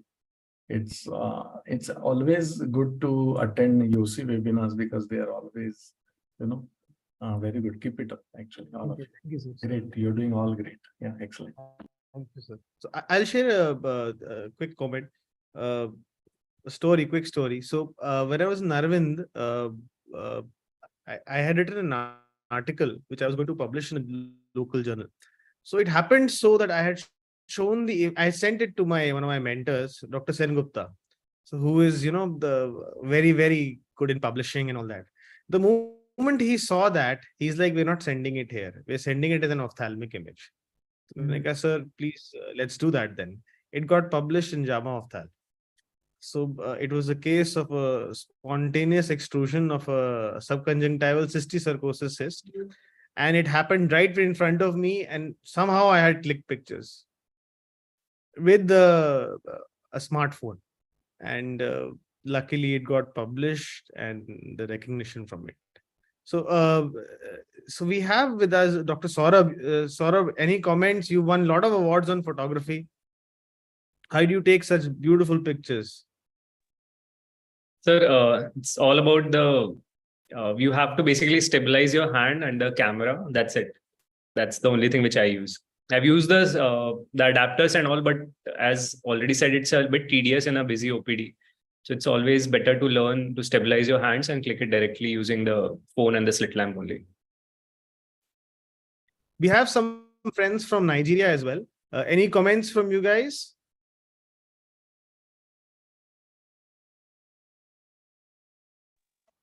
Just to say, it's a beautiful presentation. We've learned a lot. Thank you. Thank you. Do you have a Young Ophthalmologist Society in Nigeria? Yes, we do. Perfect. We should, collaborate more and do programs together. Okay, we'll link you up. Sure. Thank you. Nilesh, any comments? And actually, sir, like this is one topic that needs to be discussed in detail. And I think we should make it an annual thing that every World Photography Day we have a webinar on ophthalmic imaging, because it is required for more aspect. Like we think it is only for publishing. It is mostly for publishing, but apart from that, patient counseling is one thing. Patient, if they see a simple hemorrhage, they are ready to go for OCT, Octa, whatever you say. But if you just keep telling them that you have something on your retina, they won't believe, because they are seeing 6 somewhere in periphery. You are seeing you are having some small bleed or some lattice. They won't believe. So for that purpose, for sharing with our colleagues, there are multiple aspects on these, and it is a trick. Like it is a technique that you have to learn. You have to learn, keep doing, and keep making it perfect. So probably next year we can have a webinar where we share the exposure techniques. Maybe we do something like this in a workshop or something in a workshop where you use different exposures and different, like what is the focal length, what is the f-stop, and then what is the shutter speed. Everything we can discuss in details, and then how to take image was that we need to discuss. So we at YOSI are planning a national conference for young ophthalmologists, national and international conference for young ophthalmologists, and we will probably bring out the dates and the venue for it by the end of this month. We would like to have something like this there, so stay tuned for that. Meanwhile, Nupur is getting the results ready. Are they ready, Nupur? I have a suggestion actually. If there is a such conference, you should allow even those who are young at heart to attend such conference. Absolutely, sir. Session is free for all, not free for all, but everybody is free to attend the conference. Yeah. Even One speaker was Dr. Priya. I think one speaker is still. Yeah. So yeah, there's a issue with the net, so we can have it in the next World Photography Day. Okay, fine. I was concerned about that because no. We had 6 speakers, and I thought one more person was There should be always something to look forward to the next, right? Sure. I think we'll. This is just the beginning of the best for the next year. Yeah. Yes. Santosh sir, we would be honored by your presence. Sir, can I be a member, sir? Sorry, I was not hearing you. Yes. So for the membership, you can contact any of us for the membership. I think you're friends with Nupur. She'll share you the email address. For international candidates, we'll send you a separate procedure. I'm from India only. Actually, you're from India. Sorry. So there's a Google form. Just message one of us. You can message Nupur or me or Nilesh right here, or Saurabh, Raki, Prasanna. All of us are very actively involved. John is involved. Lippy is involved. There's so many people where you can message anybody. There's a Google form that you have to fill. You have to pay a certain amount for it, a nominal amount, and you become members and take part in YOSI events in the future. So coming to that, Santosh sir, we would love to have you at our program. Because the participation is for everybody. That's what we feel. Our content is also free for everybody to see. At any time, it's broadcasted on a YouTube channel, that is YOTube, or Young Ophthalmology Tube. We launched this in 2018 and is doing pretty well. And for everybody who wants to see a lot of teaching videos and webinars such as this, there's a lot of information on that channel. Please take a look at it. Nupur, are the results ready? Yes. Okay, So we have the results that everybody has been waiting for. So any guesses for the first prize winner? Not the judges. Just before declaring, we should start with third, no? Third. Start with third. Yeah, just a minute. Before declaring results, I would like to congratulate all the participants and the organizers. Don't go by winning or this thing, losing. It's just the number. So everybody has done the best, taken very good photograph, and now you can declare the results. Yes, thank you so much, sir. And it's been a pleasure to have you as a judge. And yes, as sir said that everybody was fantastic. Believe me, the margin is by 0.51 marks. everybody was that good, but yes, it's a competition. So somebody has to win, and of course, there are no losers. Everybody is a winner here, but somebody was maybe just a little better than the others. So that's what we'll appreciate. So let's start. Third prize, any guesses? Nilesh?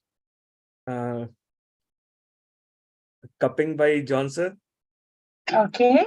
So third prize is Dr. Saurabh. So congratulations, Saurabh. Yeah, so your lifeline won the third prize, your lifeline image. And second prize, and this is also shared, it's a shared prize with Megha, with Dr. Megha for her spider image. So both of you have shared the third prize. Thank you so much. Yes, thank you. Congratulations, and thank you for participating and sharing your photos. And if Karan and Nilesh are okay, we can use these photos in our, Bio Times also. Beautiful photos. Definitely, we'll use them if they agree. Yes, I hope that's Of course, give us permission for it, right? Yes. Okay. Sure. Yeah. Then second prize, any guess? So I think Nilesh guessed it right. It is Dr. John for his cut down the tree image, beautifully depicted image, beautifully taken. Congratulations, Dr. John. And first prize, I think pretty easy. Anybody, any guesses? Rakhi? Prasanna. Okay. So first prize is by Dr. Nishi. Oh. In fact, two of her photos have won the first prize. So congratulations, Dr. Nishi. Which one? Thank you, ma'am. Shumesh. Yeah, so I'll just show her. So Nature's Ectasia and Dragging Clouds. Dragging these clouds, two, and Nature Ectasia. Yeah. So we'll give for one. Okay, so what I we'll mean, that's the first in our prize. Both next- are scored equal. So our next physical conference that we've had, we would like to honor you all on stage. Alice Charity has of- just posted that she wants to see the winning photos. Alice.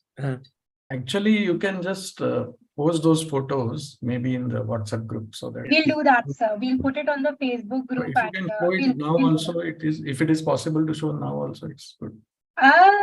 Okay, it's Meanwhile, sir, we should ban Prasanna sir from participating till he builds a new floor on no, his house.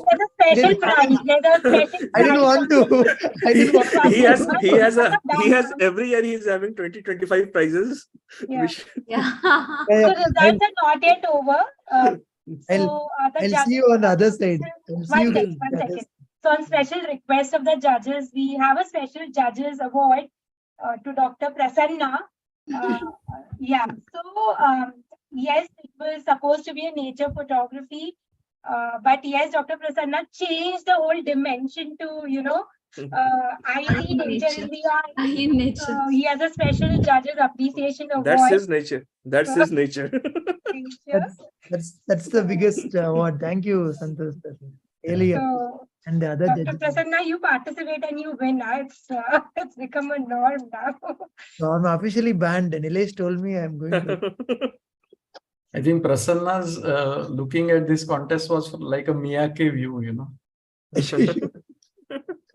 I was So he looking was the other way the around. first person to submit his photos.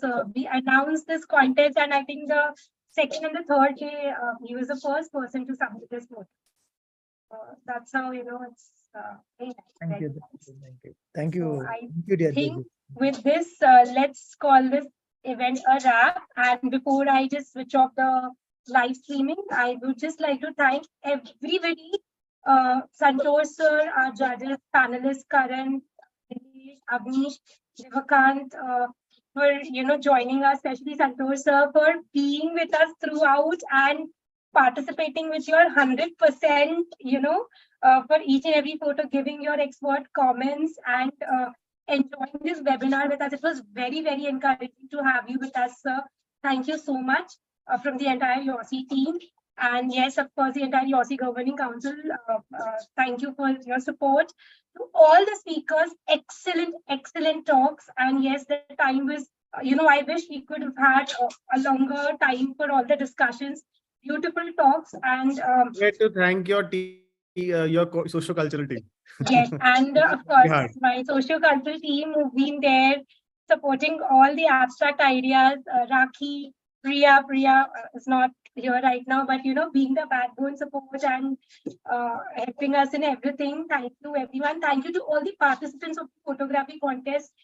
Thank you for taking it in such a right spirit. And I genuinely was not expecting such an overwhelming response. Thank you so much to all the audience, to our friends from Nigeria who joined. Again, very encouraging, for us to have you all. And to all the audience who's watching this on YOTube Live, I hope the webinar is, I hope this is the right mix of, fun watching photos and also the right mix of learning from all the excellent talks we've had today. And also, I would like to, as Karan has said, that the prizes will be given in physical event. The details, they'll be coming out soon. We have from the YOSI Social Cultural Group, we have a financial literacy webinar coming up soon. This is on 23rd, Wednesday. Nilesh is a part of it. And so we hope to have you all there also with equal enthusiasm, and many more activities from YOSI Socio-Cultural. If you have any ideas that you would want us to implement, please do get in touch with me or any of the YOSI members. We'll be very happy to have that on board. Thank you so much, everyone. And with this, I call this a wrap. Photo. Yeah, let's just stop.